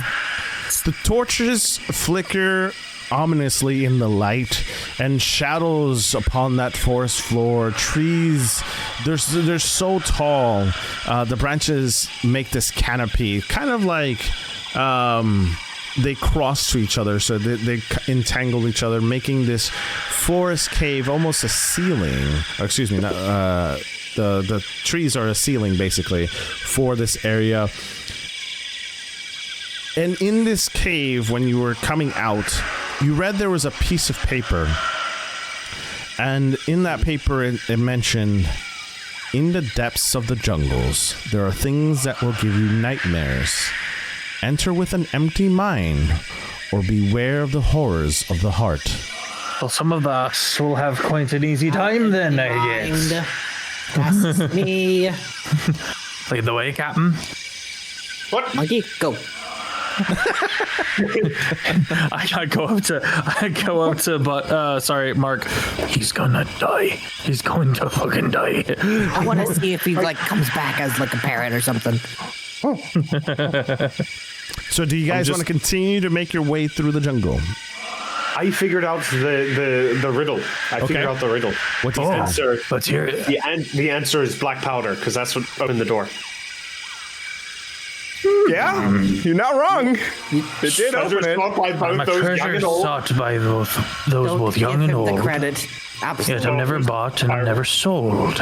You can buy and sell black powder, my Yeah. No, trade Theory is it. No one instantly buys it. dumb. You're not helping, Captain. Yeah, monkey, stop it. Am I the captain now? No. I will not follow you. All right. So do you guys decide to continue to move forward through the forest or go back the way you came from? Once I've put out all the tiki torches, I will keep one tiki torch. And I've got a flint, so I will pocket that for now because forest. Everybody roll a d20 right now. Also, if my skeletons are exposed to sunlight, they just kind of... Oh, natural 20. Nice. 19. 19. 11. 11. Or... All right, Cole, what is it that you think about? What am I thinking? Well, now I'm thinking about gunpowder and how it's totally been traded and What not... is your worst fear as a pirate? As a pirate? As a pirate. Being poor. Not having gold. Okay. I kind of need it. It's like I always have a coin in my pocket. It's like a lucky coin thing. It's just to have on me. It's just like Would you say that another pirate stealing your gold is your worst fear? Yeah. Okay. So, as you guys are walking through this forest, the three of you that passed the rolls, I got it. Thank you for letting me know, chat. Sometimes it gets a little bit louder. Is that better?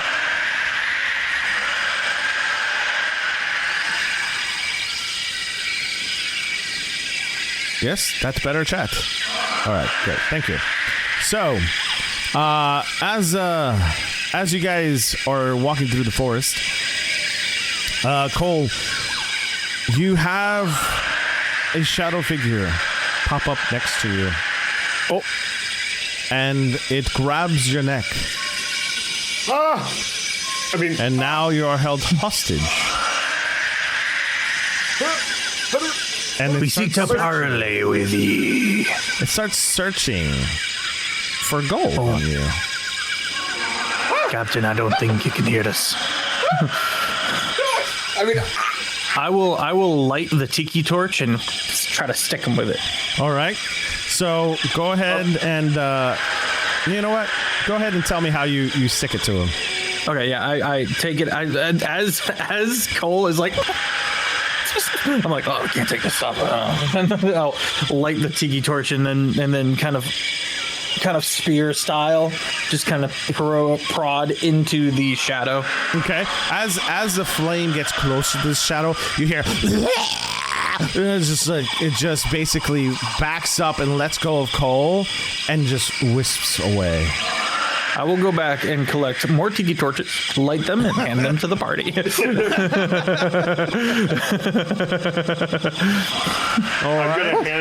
I'm gonna hand two of them to my skeletons, but I'm just gonna have them follow behind me.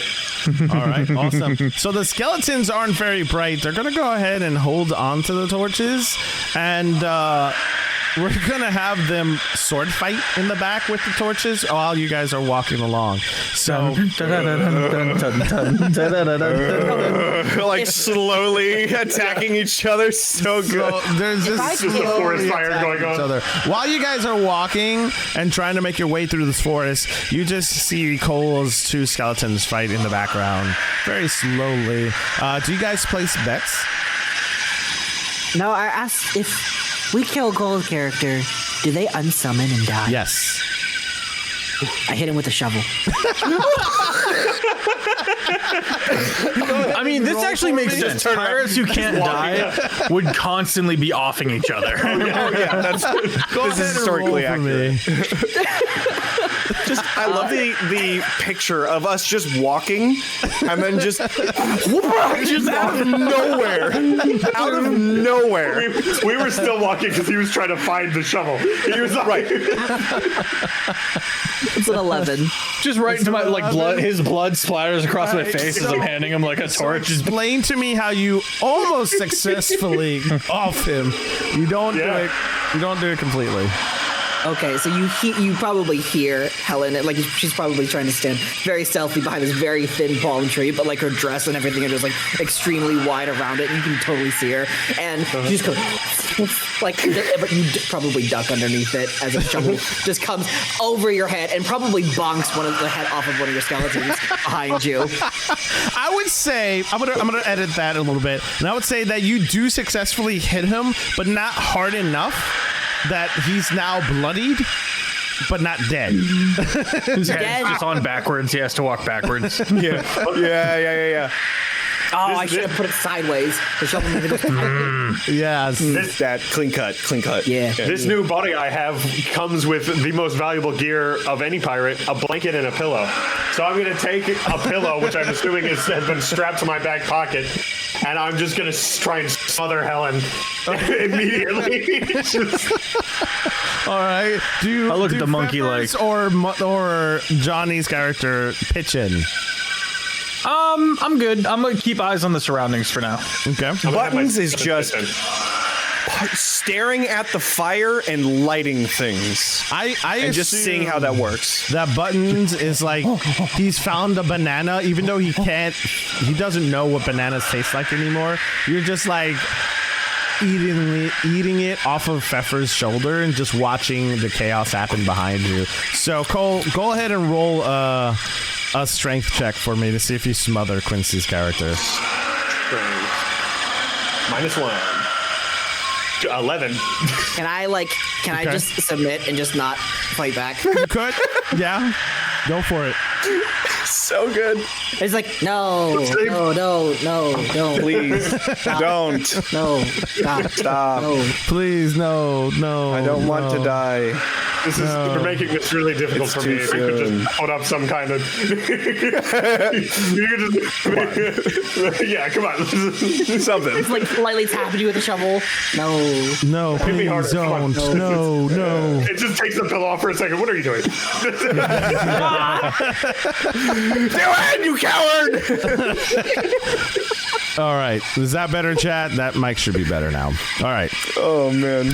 So, as you guys are trying to offer each other and you don't successfully, you do successfully kill Quincy once again. Quincy, Number 5. Let's go. Quincy, I haven't died where yet. are you going? Oh, no, I didn't. I don't. Can I You go tell me into how one of you his reanimate it. There are animals in this area. Is there a crocodile? No, Propagator. Is there a gator dial? there is not a gator dial. Dang. Fine. Is there another monkey? Okay. There is another monkey, yes. All right. I come down. How do you look like? I look like a very roly-poly, kind of like maybe chimpanzee. Very, very, very round, very rotund, very chunk. And he kind of like wakes up from a nap.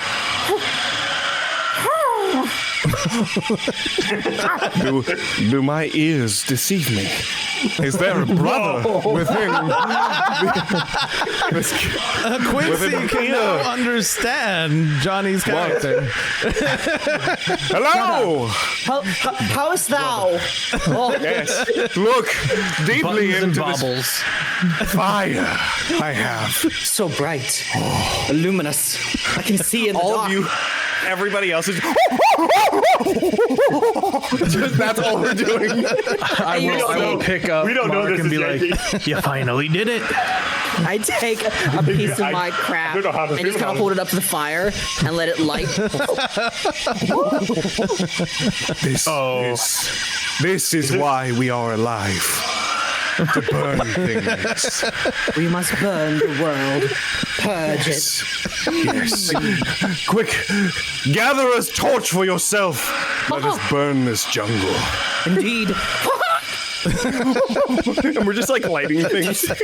Mark leans over to Blackout and just goes, I think Buttons is on the mate. Well, it's about time. He's been in sea a long, long while. I feel good for him, you know? I was concerned with the sea urchins, but this is probably better. Definitely. As you guys are walking along and everybody is just burning down the jungle, There's just a whole forest fire behind us. there's just a fire. We're just jumping from just tree to tree. Undying pirates. Of course we're murder It hobos. makes sense. It's a pirates. Your guys are pirates. You burn and you pillage things. All right. Poor monkeys don't look at explosions. They're Vikings. All right. So they're moving along across this jungle, and you guys find yourselves in a clearing. And in this clearing, you find a hut. And let me just change that a little bit here. Just for my own Yes. sanity, are we still trying to figure out what this riddle means? Or was that before? That was is before. it done? You don't need to worry about that riddle anymore. Great. What the fuck was the answer to that? I couldn't Love. think of anything. Love. You're fucking kidding me. Yeah. I'm a treasure sought by those both young and old, yet I'm never bought and I'm never sold. I can How does calm the love seas calm the and tame the fire's roar. Or is that like metaphorical seas? Seas as in love as in metaphorical. Yes. Yeah. Friendly. But beware, matey, for I can also make you sore. Yeah. Love can make you That sore. makes sense. That part's so. Yeah. Yeah. So, as you further venture, you find yourselves coming up to a clearing where there's a hut in the middle, covered in vines and wood. The hut seems to have someone sitting in the front of the hut, cutting up some raw meat as it was freshly captured. It looks like a wild boar. He doesn't speak at first, Oh, there. but you just like a hear him gator dial. humming, slicing up some. Oh, there. Oh, I think. Oh. I see you are deep in these woods.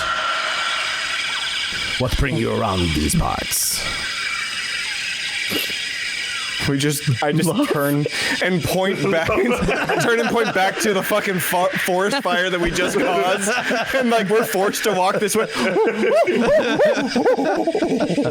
I see. I must look for a new place after thee. As he looks in and looks at this weird group with two monkeys and two pirates, along with some seamlessly skinny people. He invites you guys in for food to try to feed you guys. Do you guys accept and go inside, or do you stay outside? I'd like to take a look around Sure. and see if I spot anything first. Okay. Roll.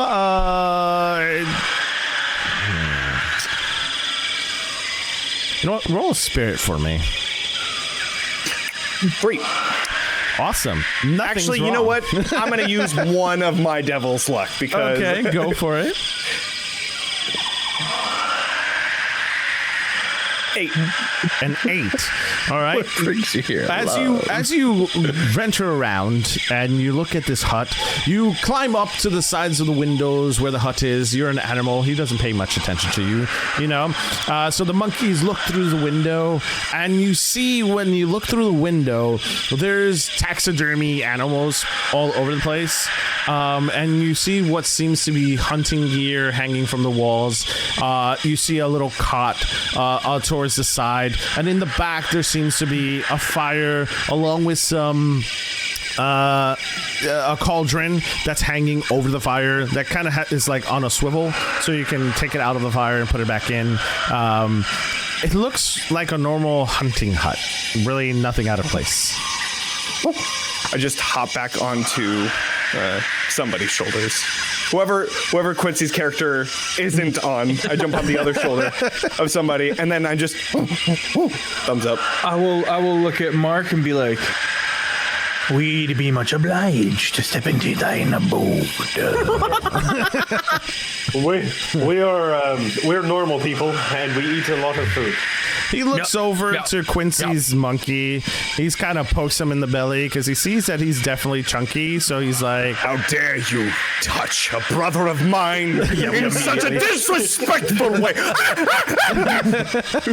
No, hush. It's okay. And then I'll see the taxidermies and be like, and then I'll see all the taxidermied animals and be like, okay, maybe there is cause of concern. So as you guys are falling in, or not falling, excuse me, as you're walking into the room, you also notice the taxidermy and everything else that was described before. The gentleman swings out the cauldron. He goes to the cauldron because he did offer you guys some food. So he swings out the cauldron, and you can smell like stew being cooked inside of it. It smells really good. It smells like fish stew, right? The man goes over to the hut, grabs something from inside of a jar. You guys can't really see. There's like a little, I would say like an area where he has a bunch of like jars and stuff that have things inside of them. He opens a jar, and as he opens the jar, he kind of holds it towards the light, and you see what seems like to be a bug inside of it, and he turns over the jar over the stew, and the bug falls into the stew. He then goes over to what seems to be the head of the boar that he was skinning out in the front, grabs the head, holds it out to the light, gives it a big kiss, and drops it in the stew as well. Can I make like a cultic check? Sure. Is this the cult stuff? Am I rolling like spirit? You can roll spirit, yeah. Presence? Okay. Natural 20. Hey, let's go. So 21.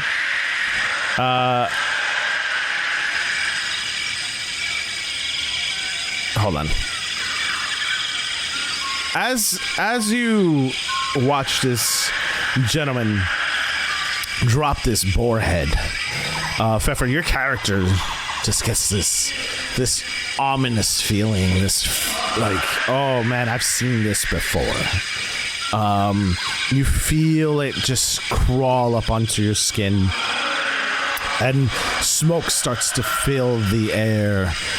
And you also hear what sounds like a creaking door closing behind all four of you, locking you inside this room. You don't sense anything occulty here. Oh, really? Yes. Yes. There's not anything. This is all on the up and up. Checks I'm out. gonna try and open that door that just shut. Sure. You don't sense anything that is culty here. However, the room starts to fill with smoke. And in the smoke,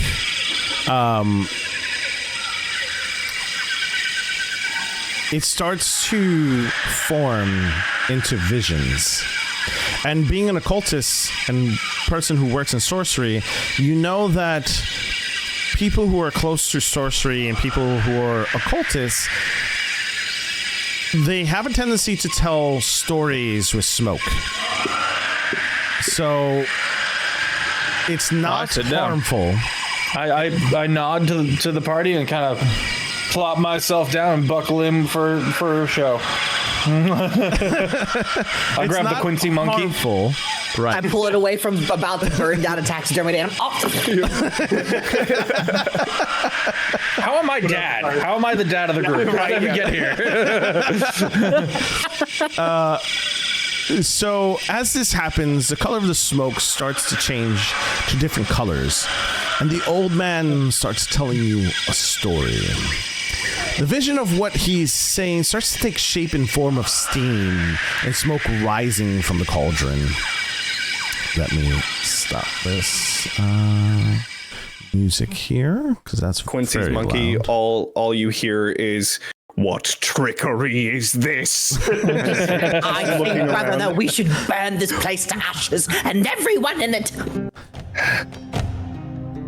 Soon, All right. So everything shall be set in flames. Everything will be free. as you guys are seeing the smoke dance around and the different colors start to take place, he explains in this story that for centuries, pirates have come and gone, seeking to uncover the secrets of the dark Caribbean and claim it for their own. But none have succeeded in finding the sea witch hidden in his lair. For she is a master of illusion and deception, disappearing into mist whenever those who seek her draw near. For centuries, this legend of the sea witch lives on as a cautionary tale, whispered among sailors as they ply these perilous seas. Beware, me hearties, for her wrath knows no bounds, and those who cross her path may find themselves facing a fate worse than death itself. As you see through the smoke, a hand peers out, grabbing onto one of you. And the arm that is attached to that hand is no longer there, lined with flesh but only bone as it hangs onto your garment. The man that was telling you this story is no longer there. The area that you saw that was nice and kept and taken care of is decayed, broken, no longer kept.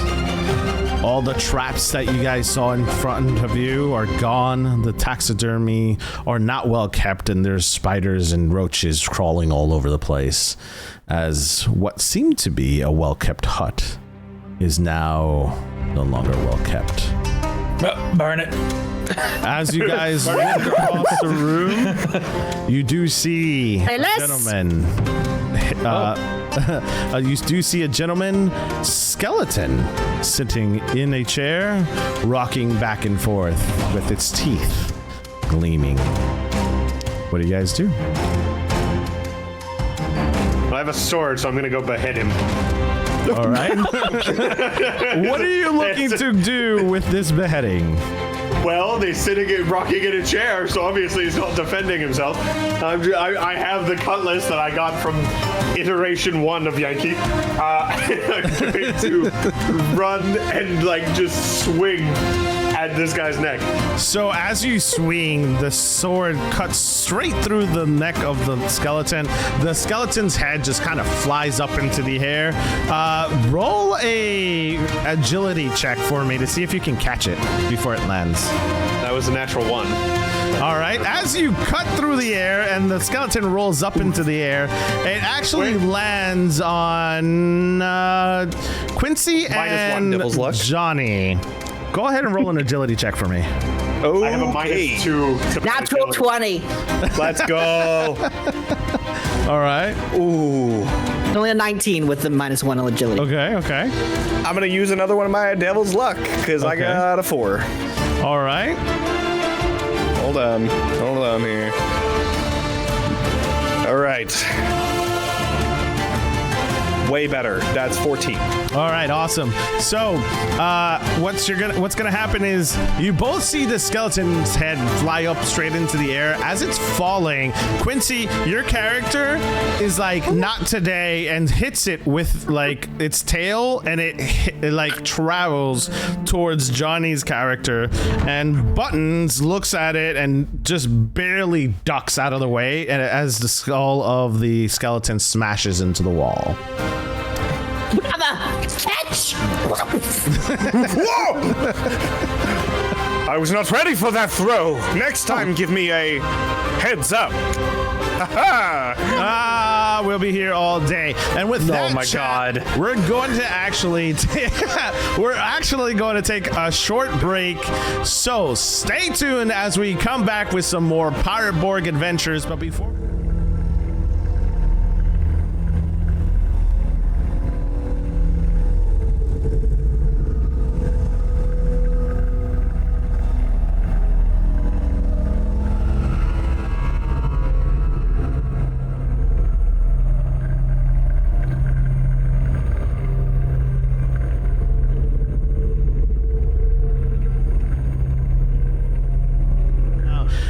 Now that we're back from break, to recap what we were just doing, our pirate friends have gone through what seems like hell on earth for the past couple of hours, and we have made our way through some really creepy jungles, a cave system, almost got it, well, not almost, we did get flung into a kraken, or did you jump willingly into the kraken, Quincy? Willingly. The first of how many deaths tonight? I think I'm on live number 5. Live number 5 for Quincy tonight, and these pirates are all cursed, which means they do not die, do not feel, do not eat, do not sleep, do not what else do we not do?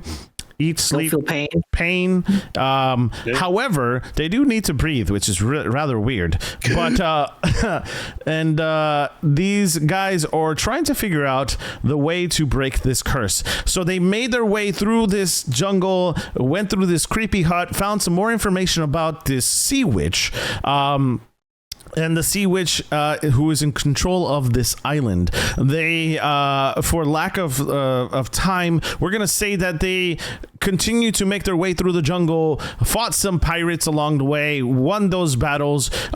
Quincy is still inside the monkey body, along with Buttons. Pfeffer and Cole, you both are pretty healthy as well. You do make it through the first part of this temple.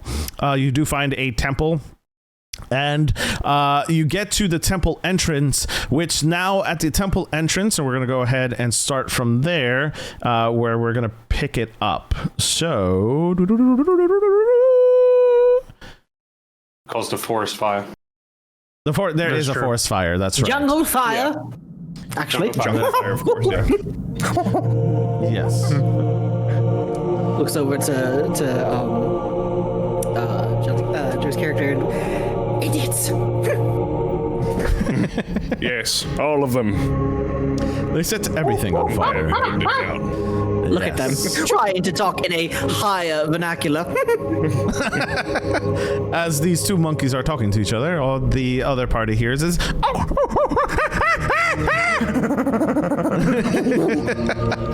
Mark is just doing his best to mimic and like try and learn the language. Look at this idiot. Okay, Trying to learn our words. How do you park an alligator up a tree? This idiot. What a subspecies. Look, I'll give him a thumbs up for now. Oh, that's what they love that. They love that. They love that. Yes, every time I do that, it sets them wild. Here, yes, there you go. Yes. Why can't you see this? You feel you creep. Having like war flashbacks. All of this is happening on Sir Pfeffer's shoulders. Like both of us are chilling, one on each shoulder, and we're just ooh, and then you're just like, oh yeah, they're doing it. all right. As you guys are walking through and having this in-depth conversation with one another, Yes. you come across the entrance of a temple. There seems to be something carved on the door, and it reads as follows. In depths where shadows dance and secrets lie, a locket holds the key neath ocean's sigh. Within its gleaming frame, a portrait fair, a family's love lost to the sea's cruel snare. Seek ye the heart of darkness, brave and bold, where tales of woe and ancient magic unfold. Through storms and tempests, let your courage guide to where the sea witch's curse may yet subside. The answer's love. No, that was the last one, apparently. Well, I don't know. Sometimes you just look at the riddles, and this could be love. It could be time. It could be hope and dreams or something deep like that. I'm currently holding the locket, right? Sure. So I'm looking at it, and I look over to Quincy's character. This looks to say something of, oh, my sweet Lily, or something of that nature. Ah, humans. We must find the name of this human, this inferior creature, and understand what the last word may be. I snap my fingers in front of Cole's face. I like point to kind of for him to go inside. Onward! Onward! So We're about to ratatouille this thing. Peeling the curtain back, I will say that Johnny's character was very close. It does not say "oh," it says "to." To my sweet Lily. To my sweet Lily. All right. So, you do see that there is a blood stain on this that has been scraped onto the locket as well. And the scratches of this locket is old, and it does read, "To my sweet Lily." In the door as well, as the door opens and slides across the temple, you do see that words appear yet disappear in front of you, and it says, "But heed this warning, lest ye meet your doom, for the sea witch's wrath broods in the gloom. With locket in hand, break the curse's chain, and free these waters from her dark domain." Got my torch right up here. As you guys are walking down this long steps and corridors, you do see that the flames are flickering, your ears are starting to pop, the smell is growing more intense. You do smell incense, but also what seems like death in the air. It is a very foul stench when you walk into this temple. It hasn't been open for decades, so the air is very stale. There's not a lot of wind inside this temple. So you do, however, as you go down the steps, hear more of like a Gregorian chant, which is what you should be hearing right now in your headphones. Very ominous tones. The walls of the chambers are about 20 feet tall, surrounded by columns, and you do see some markings of old pirate lore on the walls. You do see some areas that you can go into, but you can't really make out. There are doors on your left and on your right that you can go down, or you can continue to go straight. It's up to the party on what you guys want to do next. I look to the monkeys. What do you think, brother? I am not sure. Let's see what this inferior creature has to say. You. And he's like pointing down each individual way. I thought he had an idea, but I guess not. Let's just pick a direction, I guess. Maybe we should just... Yes, quite. Left. Right? Left is always the right God. way to go. That is where I was pointing to. Like you say left, and the monkey. I'm like about to. Yeah. So as you guys go to your left, I'm assuming that's number 5. Right away. I can't we don't see numbers numbers either. Yeah. Okay, well there's a thing right here. This one, I'm guessing, because this would be our left. That would be your left. Okay, so you're in this room. In that room, you walk in, there's a lot of hieroglyphics on the wall. Seems to be pictures and that depict a story of some sort. The pictures are so withered from the water being scraped down on it, so you really can't make face of what you're seeing or what you're looking. However, there seems to be one picture that's still somewhat intact on the right side of the wall, and that wall. You see what seems to be a woman in Victoria clothing, black hair, beautiful face, and she seems to have her arms outstretched and her feet off the ground. Thank you so much for the 100 bits, Leslie. It is about off the ground, and that's the picture you see in this room. Lily. I point up to it. I point up with it and then kind of smack Cole's character upside the head and point and make sure he knows exactly where we're pointing. Okay. And then I'm gonna point to like the bottom of the token, and I'll just like actually. Would you know sign? I don't know. I just go Lily. No, he would not. He does not speak, read, or write. At most, he can speak English. That's it. He can't read it, can't write it, can't understand.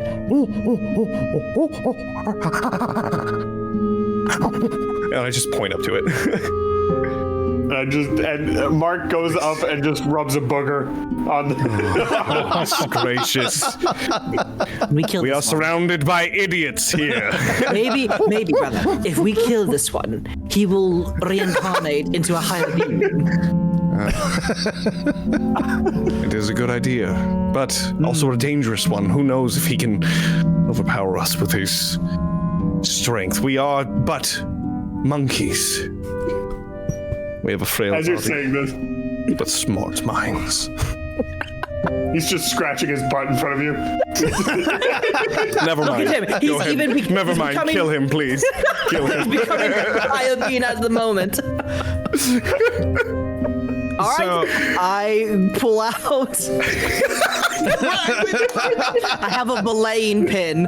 Who knows where I store the sucker, but I pull it out. I don't think you store it anywhere. I think it's just on you. Like you just put it in your fur and it just sticks out towards the side. God, kind of we thing. hope so. Here, and a pop. And he kind of motions over to Cole. Oh my god. Oh, they understand me. And then I open his mouth. I'm like, and I take the belaying pin right through the mouth. Cole, do you pass out or what do you? I'm pretty sure that I was not. He did not expect this at all. He was befriending the monkey. He trusts him implicitly. I just look over to Sir Pfeffer's character and I say,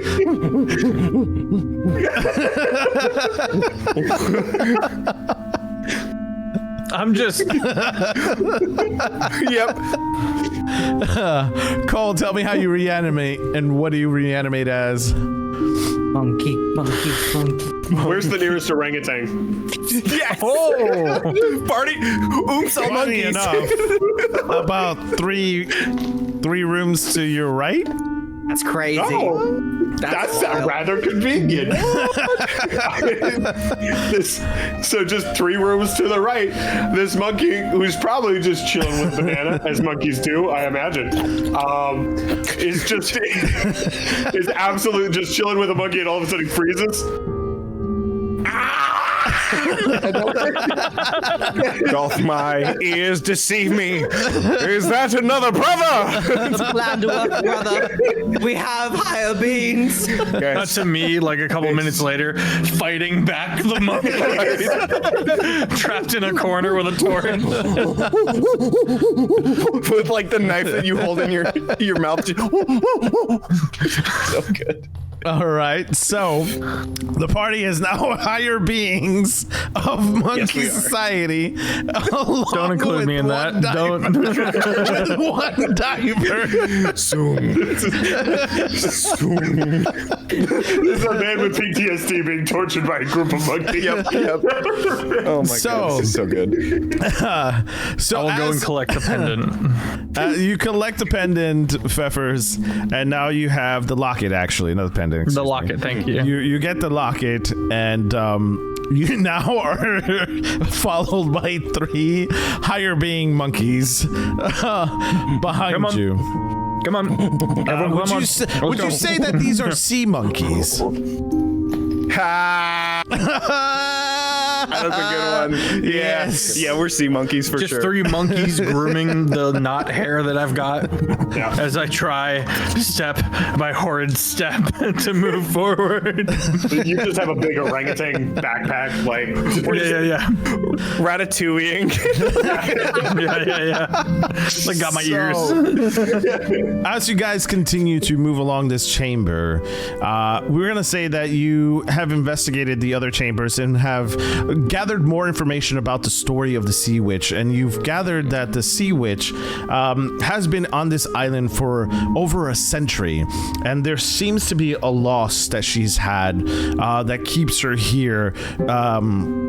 And you notice when you investigate the other rooms that there's a story that is told of a family that was once together, is no longer together, and was taken away by pirates. The now widow at the time was saddened with despair and was angry at what was taken from her. And she had delved into the dark arts and found a way to put a curse on all those in this island's vicinity, including over a 300 to 400 mile radius expanding from this island, to curse all those who are in this vicinity. She's a powerful witch. And I could learn something from her. As you're saying this, I wonder what she could have accomplished as a higher being. I say to the others. Right, Continue. As you guys continue to learn more and more about her, you do find out that there is a ritual that she performs here in this temple to keep this curse going. So that is all you find out. What do you do? If we are to interrupt this, the curse would be lifted. And I point over to the Are you locket. sure you all want to be fucking monkeys when we alleviate this curse? I'm sorry. Just making sure we look at all of our options. Single tear as I move forward. Alone. I'm gonna keep my eye out for anything like. I doubt that there's gonna be any like impressions in the wall for like where a locket could fit in.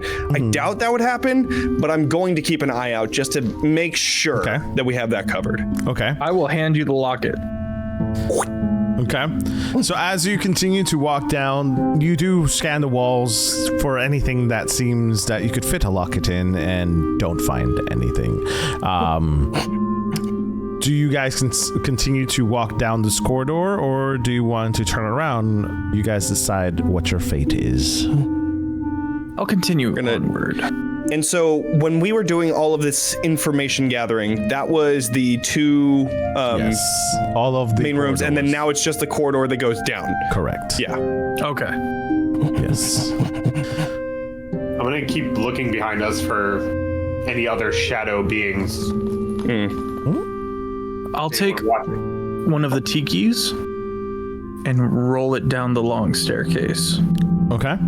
As you take the tiki and roll it down the staircase, let's you know what? I'm going to say do an agility check for this because I want to see, and what we're rolling for is the ability that this torch stays on.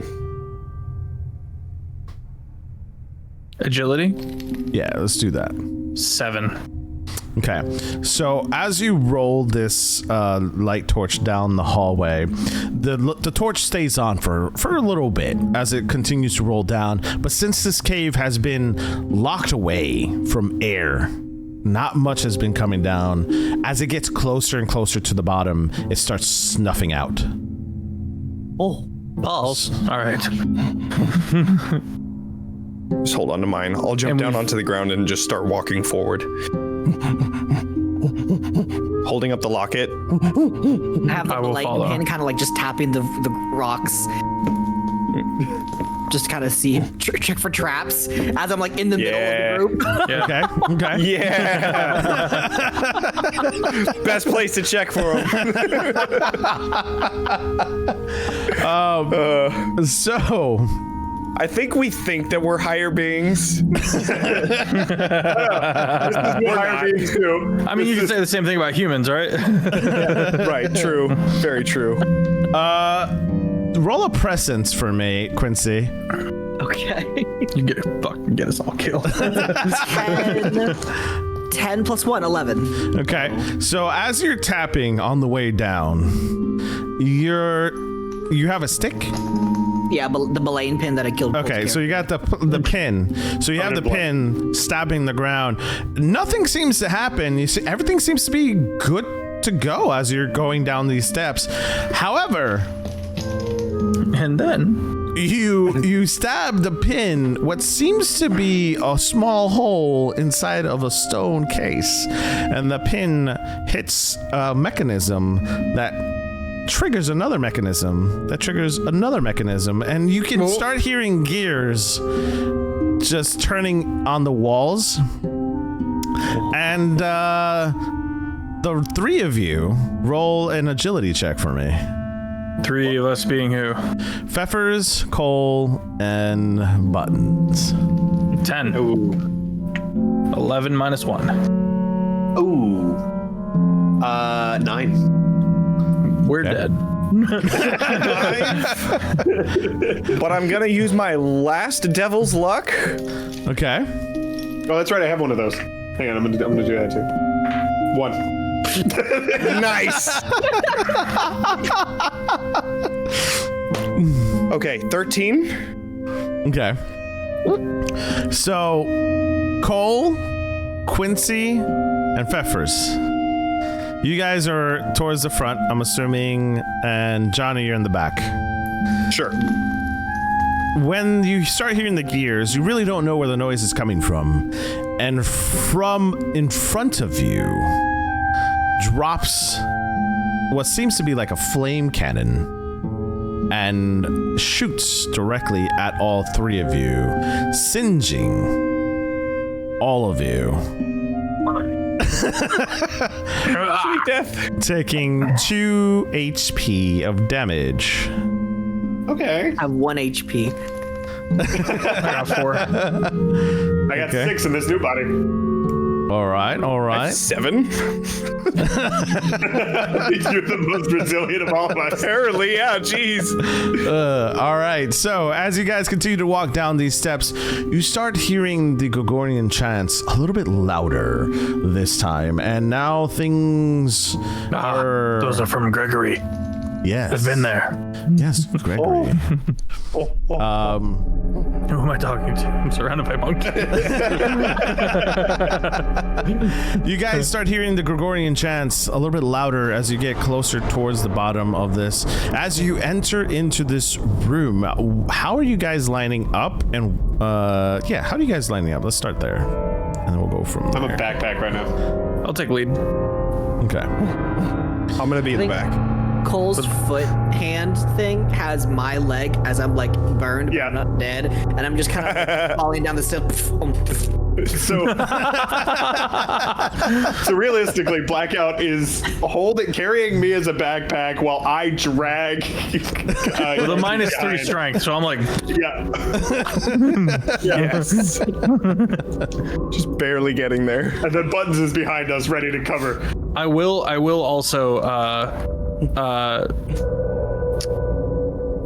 let's see. I will with my knife pry off a fingernail and give an offering to Lady Luck. Okay. Perfect. So that should add Devil's Luck to you. Oh, hell yeah. Nice. I wasn't even going for that. I was just being weird. That just sounds like an occult thing to do. That's what I was going for. All right. Blackout, blink, go hard. All right. So as you guys enter into this temple, you hear as flames all across the columns start lining up. And in the middle, you see hooded figures surrounding what seems to be a table. And on the table, there seems to be a humanoid figure. Kind of looks like an offering of some sorts. The Gregorian It's a big chants. offering. The Gregorian chants gets a little bit louder in this area. And what do you guys do when you see this? Can At the I? very base of the stairs. Yeah, you guys have now entered into the chamber, double-checking. is what I'm going to call Okay. it. Can I roll a spirit to determine the nature of the sacrifice? Sure. Ooh, that's not good. That's a 5. Okay. So tell me how you're reaching out to the spirits. Describe to me how you reach out to the spirits and try to figure this out. What I think is I it kind that of you do? I kind of like half close my eyes and defocus them and try to slip my mind into the other, and try to read the spiritual like ebbs and flows of the room and compare that to what I do know to try to determine some kind of purpose or information or intent behind the act. So the spirits, as you're reaching out, the spirits contact back. And they give you information in what seems to be flashes. I grab my support monkeys to And keep myself steady. as you're seeing the flashes, you don't notice, but a figure just comes right in front of you and grabs towards you. Ha! I'm gonna put up holds the you. locket. Okay. I don't know if that's gonna do anything. Just like kind of in front of, just like right to the side, because like we're just next to him, and I'm just gonna. Well, you can't see where this is going. This is his spirit world. Oh, okay. If I can't see it, then whatever. You can't see it. This is his I spirit world. will like mutter under my breath what I'm seeing. There's a great spirit before me. It is unfriendly. I Doesn't like the vibe. Bad vibes. I wanted to say Candela. I was like, you take a bleed, but you don't.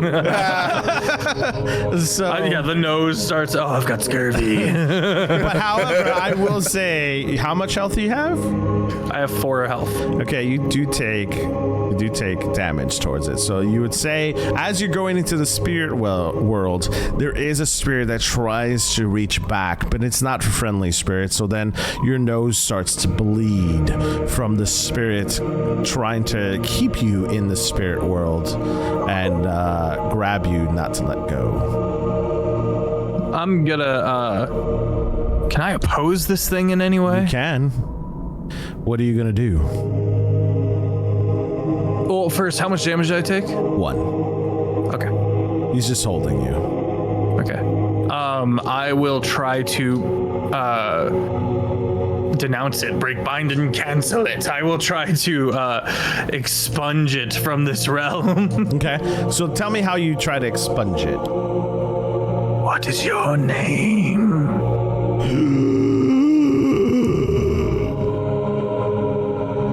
That's all you hear. You are no longer welcome here. You are to go to rest by the power in me and mine, by the depths of blood and salt. Begone, spirit. I was gonna tell you roll, but I like it. As he just vanishes in front of you and dissipates, and you wake up. And you may go,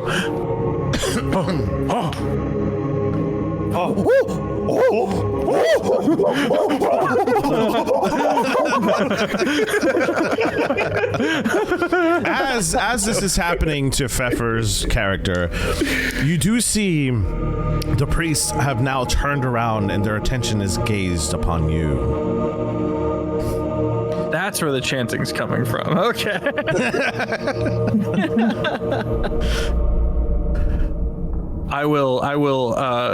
When we entered this lit room, I would have turned off the tiki torch. I would have extinguished the tiki torch. Mm-hmm. Now I am going to break the nozzle of it and flick some of the oil about aggressively towards the monks. Okay.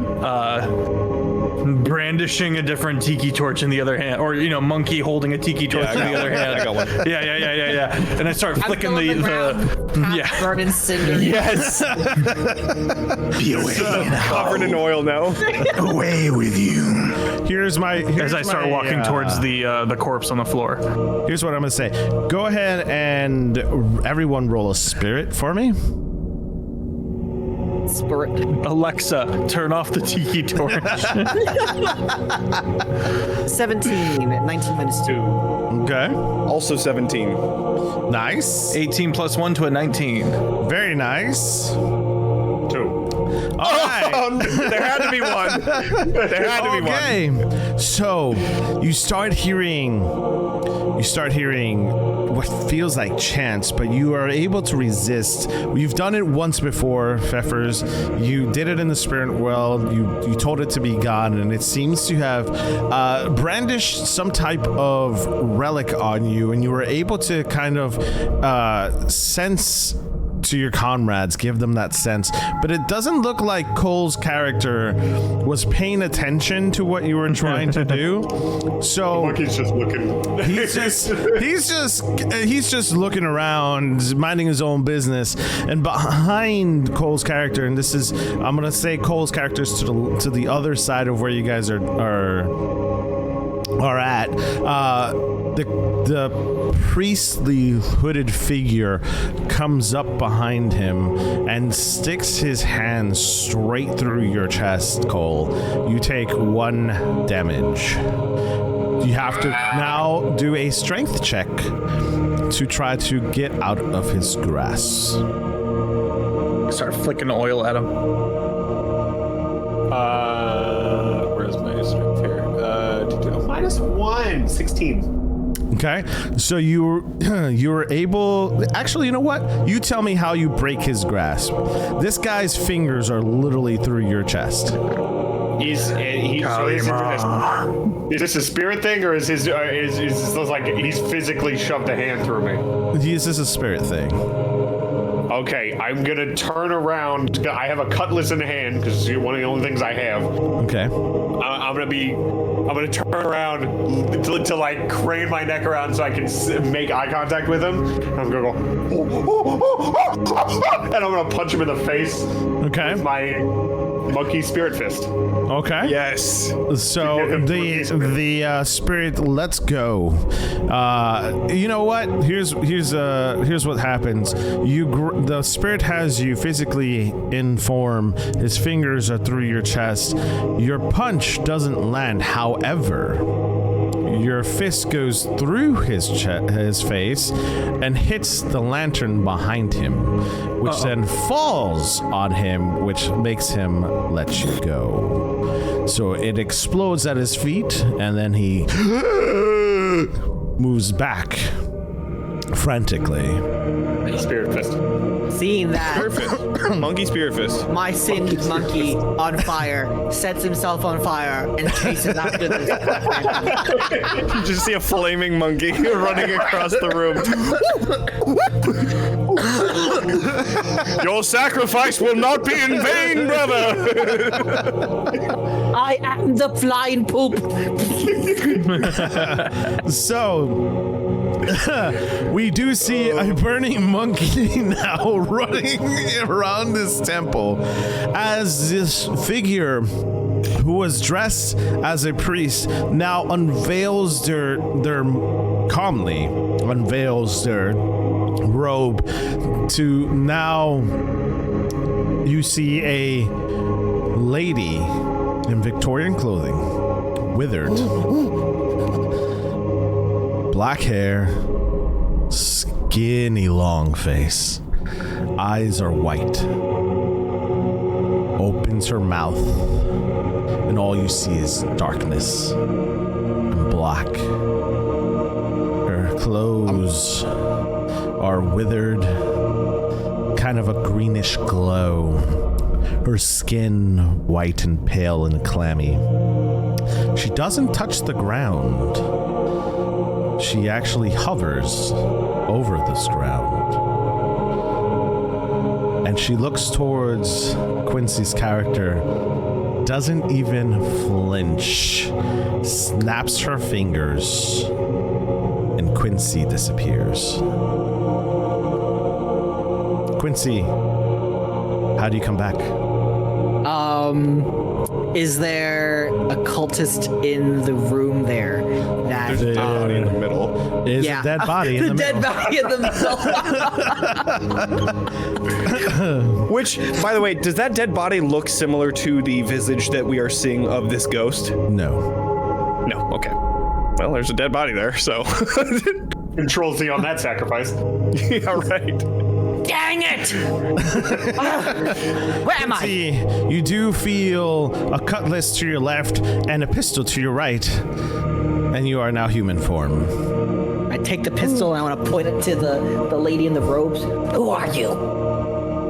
I'm gonna hop off of blackout and like bring up the amulet. Mal grab the monkey and hold up the monkey holding out the amulet.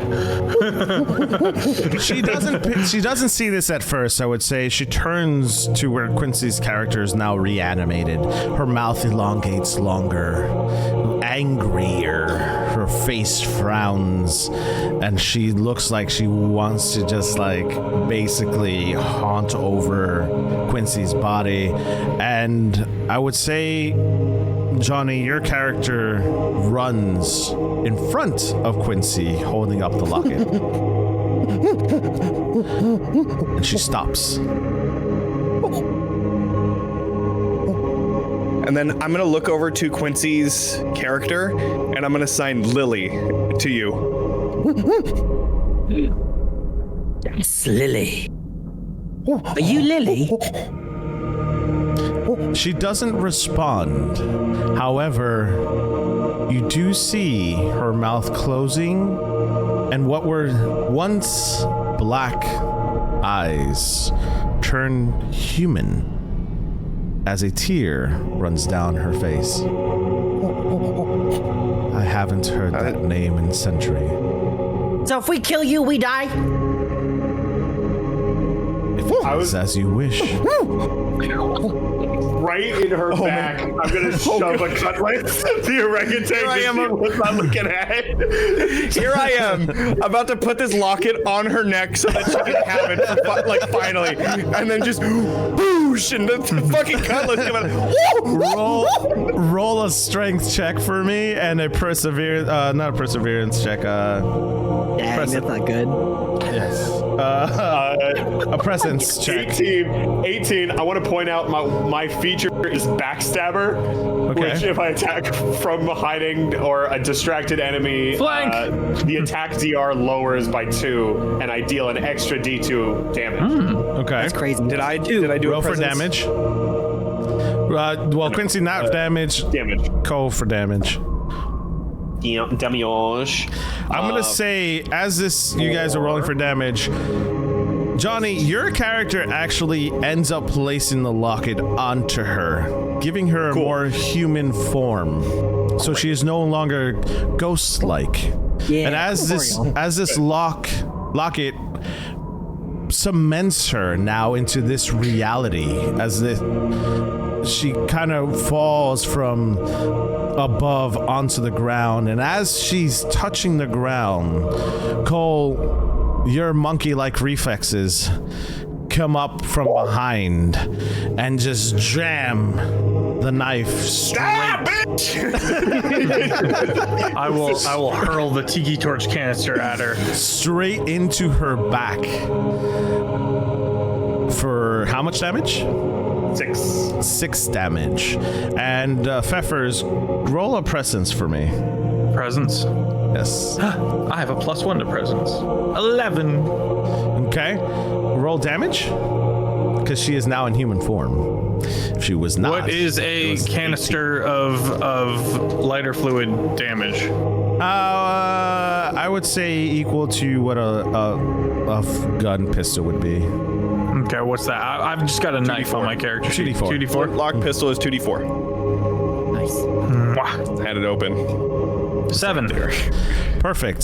So that's 11 damage total. Since she is now in her human form and is no longer ghost-like, she is very, very bloodied. My blood and my salt return now to the depths. And I'll Feel pain. I'll toss the torch onto her. As you toss the torch onto her, all of you start feeling something. Which is odd, because you haven't felt anything this entire time. You guys feel stretched. You feel a sensation of burning. You feel alive. But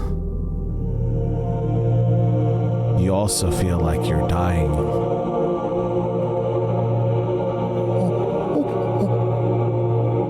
Tell me how you guys feel with death upon your doorstep. I think Buttons is gonna just go kind of clambering over to Blackout and just kind of jump up. Hopefully Blackout catches me, and I'm just gonna kind of curl up in his arms. And that's it. Okay. I will turn and I'll start running back up the stairs. And am I dying? Am I narrating how I die? Okay. Not yet. Okay. And I'm We don't booking it know up. what everybody else is going to do. Yeah, I don't want to die. So I especially not on dry land. So I think Blackout Blink has assumed he succeeded and is going to start booking it back up the stairs. Okay. Quincy? Through all the exploring that we did real quick in these rooms, was there any place that had like food or a campsite or something? Yes. Okay. So if I'm starting to feel things coming back, burnout, it's gonna be like, I would say you have a bottle of rum on you. a bottle of rum. I'm gonna pull it out and be like, and then he'll pull it.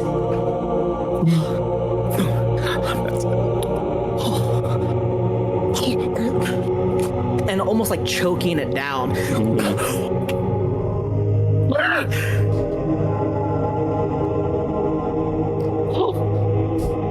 Spill. There's a light. That's new. That's new.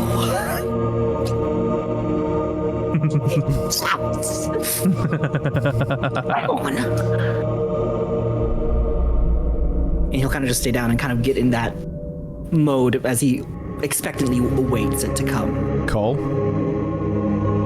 Big Mark, as a monkey, is now he successfully stabbed, he thinks, the sea witch, and is looking at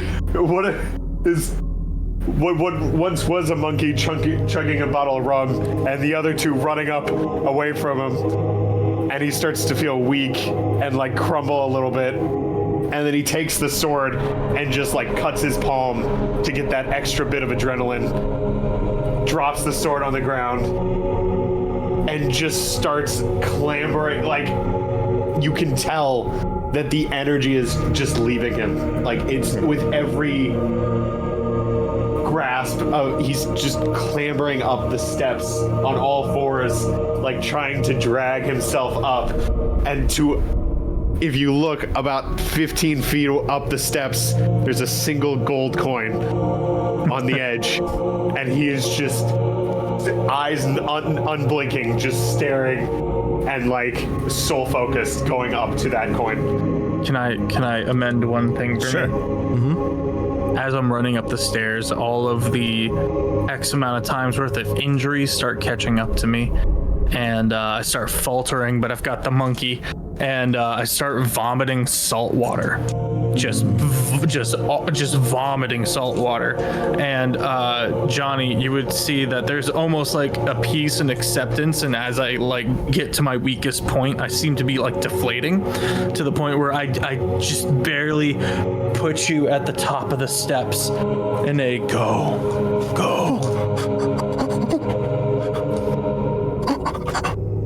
And I just like look down. I see that my fellow monkey is looking towards this coin. I'm gonna grab it and toss it on down because I know that he's not gonna make it. I'm gonna just pat the head, a blink, and I'm gonna try and run out. Okay. We'll see what happens. As you all are experiencing whatever it is that you're experiencing, the sea witch, who is bloodied all to hell, holds on to her locket, and for the first time she feels again. You guys did not see this, but the camera will pan over as she turns the locket over and opens the locket, and inside is a picture of her and her family. Tears start to roll down her face as acceptance has finally neared its fate. Revenge was something she sought out for a century. She's tired. She's worn out. Was it fate that brought this group of misfits together to bring her down? Was it time for her to go? As she smears away the blood that is over a portrait inside of it, the camera zooms in, and you notice a picture of a younger, more vibrant, healthier looking captain.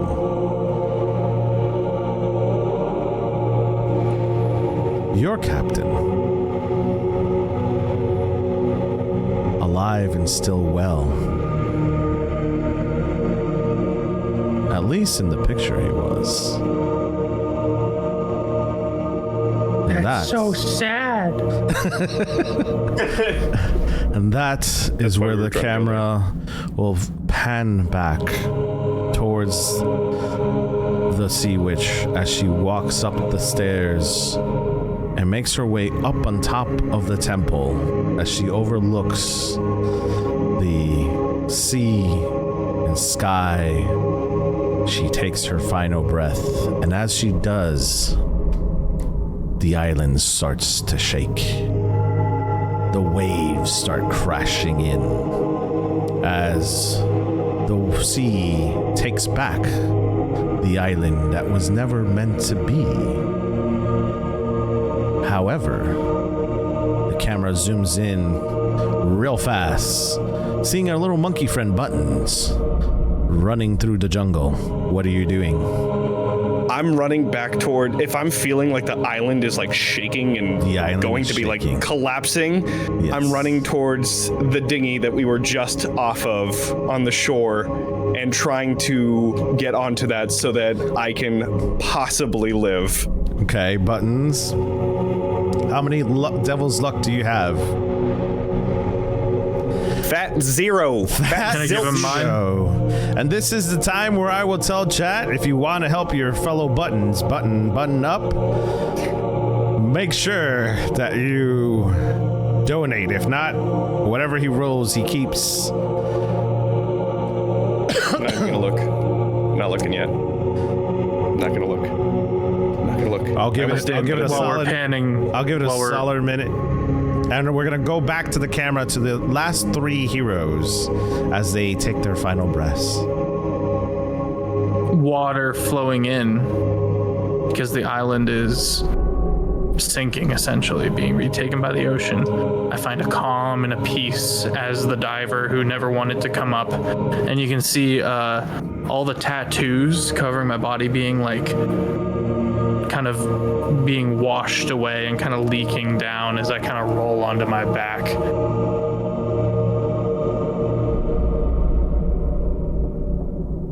Quincy? Kind of like as Burnout is like at the bottom dancing around this this essentially I guess like sacrificial room or whatnot, and enjoying the last drops of his rum. It kind of just hits him. It's like, wait, there could have been more. There could have been more. Wait, no, wait, no. As the water rushes into the one room where you were dancing around, swallowing you whole, now the drink that you had satisfaction becomes your grave as you gasp for air, holding out your hand.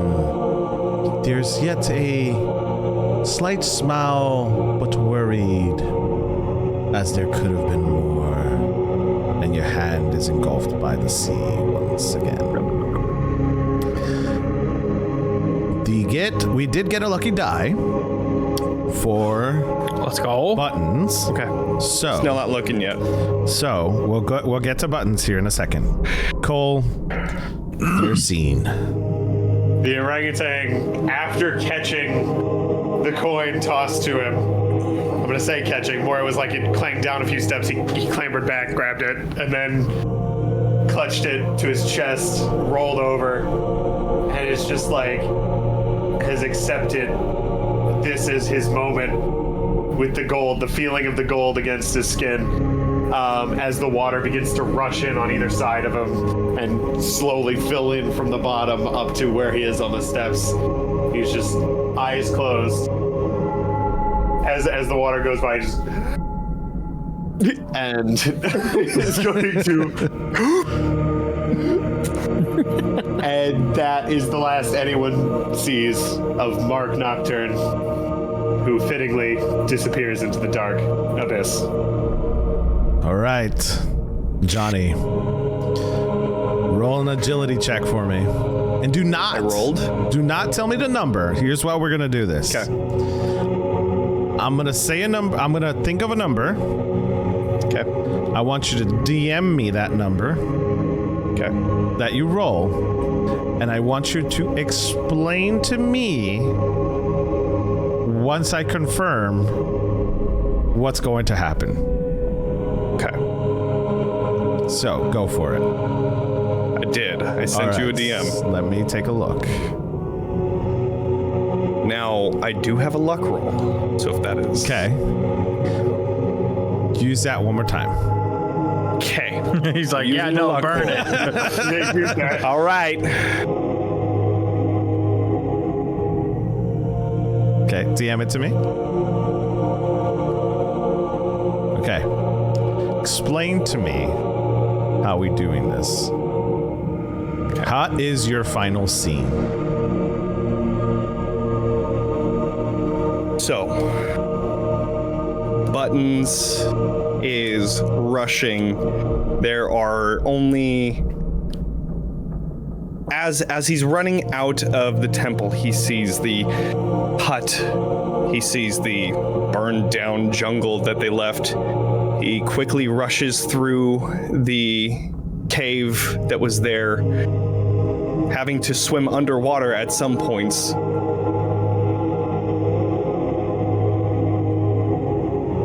And finally,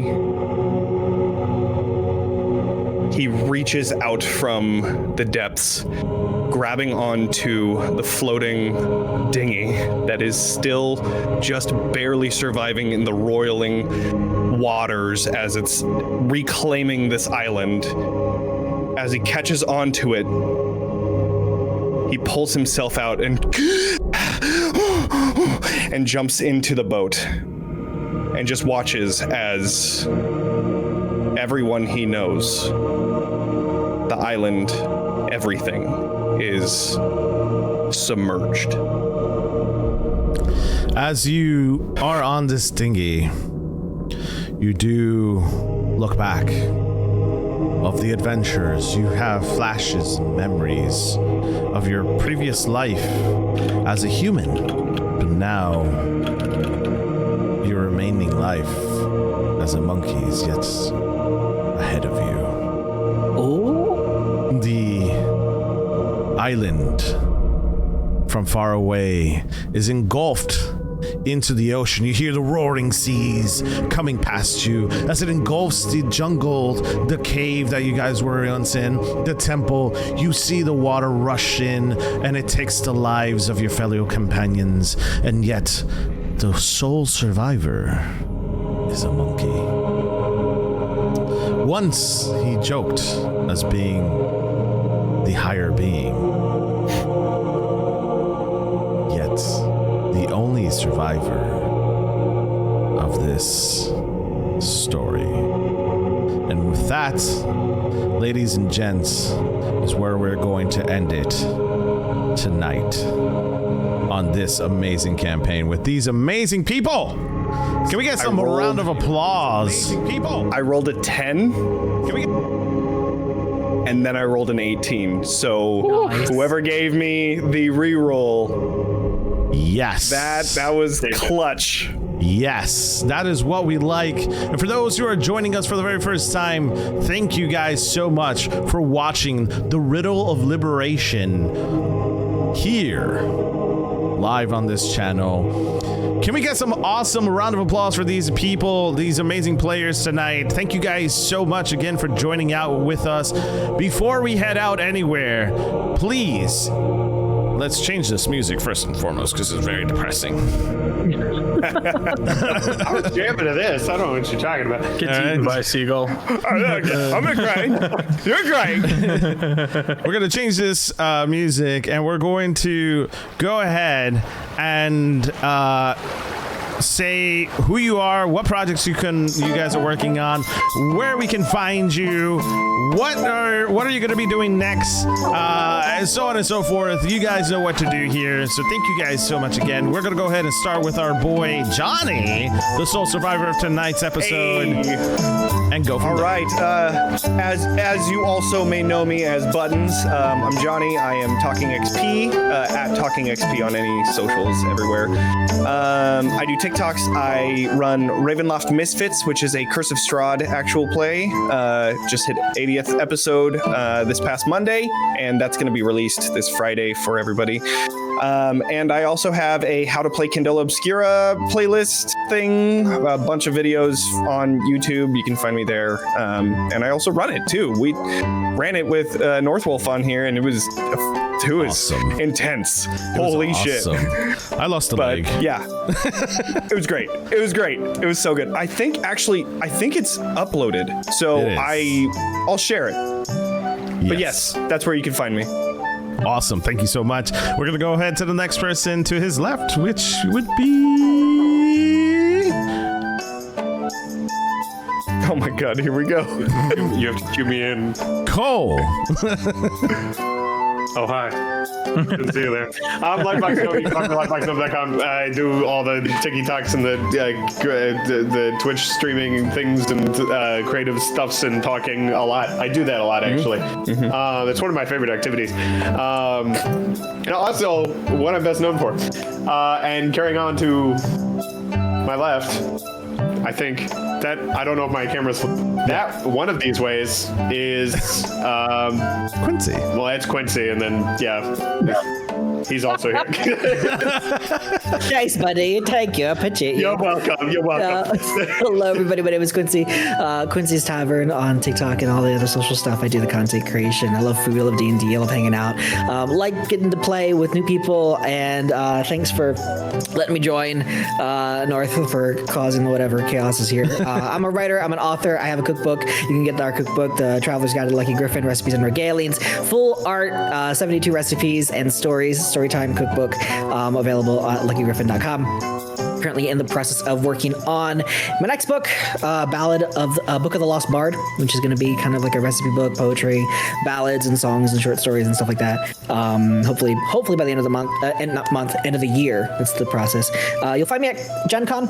You'll see you there if you guys like to do conventions and stuff like that. I'm going to certain Ren fairs and whatnot, but you can follow me on my socials and catch up with the adventures there. But thanks for letting me be here and do whatever this was. Play as higher beings. yes, quite, yes. Yes. Pfeffers. Hi, I'm Pfeffers. How you doing? How it do, how it be, how it is. I am the Dungeon Master for the Long Shot Table. I run 3 weekly streamed campaigns over there. Just follow my name. It's in the title of the stream. Where Tuesdays it's like, oh yeah, 3 weeks. Yeah, dude, my max was 13 back in the day. Yeah, I'll tell you about it after the stream. And Tuesdays is like dragon riding, epic fantasy. Thursdays is like Western meets like late Victorian Sherlock vibes, and then Saturdays is level 20 astral campaign, which is like Treasure Planet meets Feywild meets kind of eldritch horror. And we actually have Quincy as one of the players. So yeah, so feel free to come on over, and I will also be at Indie Comic Con on a panel, and I'll be running 2 panels at Gen Con. So if you want to come say hi, I'd love to put some faces to names. One of them is a game, the other one is a Q&A do and don'ts of GMing, kind of tabletop etiquette and stuff like that. A lot of good things. Always good to make more awareness of that. I think that's it for me. Let me throw it back to you, Northwolf. Awesome. And for those who are just joining us for the very first time, my name is Northwolf911. I am your game master tonight. We are playing a homebrewed version of Pirate Borg tonight. So this was all completely from this brain because apparently I have a lot of sick shit up in there. But I definitely love playing TTRPGs, RPGs, and JRPGs live on this channel. We just started doing TTRPGs on this channel because I wanted to show everybody who wants to learn how to play TTRPGs that it's not that hard and it's actually pretty easy and it's a lot of fun to play with your friends as long as you have an imagination and want to tell a story within your companionship. Tonight we are doing 2 other giveaways, so please do not go anywhere. But I will also be at Gen Con, PAX East, PAX Unplugged, and a bunch of other cons throughout the year. This year I will also, hopefully crossing fingers, that we get approved for a panel over at Gen Con for world building, which is really, really exciting. I'm excited about that. And we are going to be all over the place this year. I am a game designer by trade and a software engineer, so I'm really, really excited to play these games with all of you guys and have a good time. Again, can we get a round of applause for all of these amazing players that came out tonight that played Pirate Borg? It's been absolutely fantastic.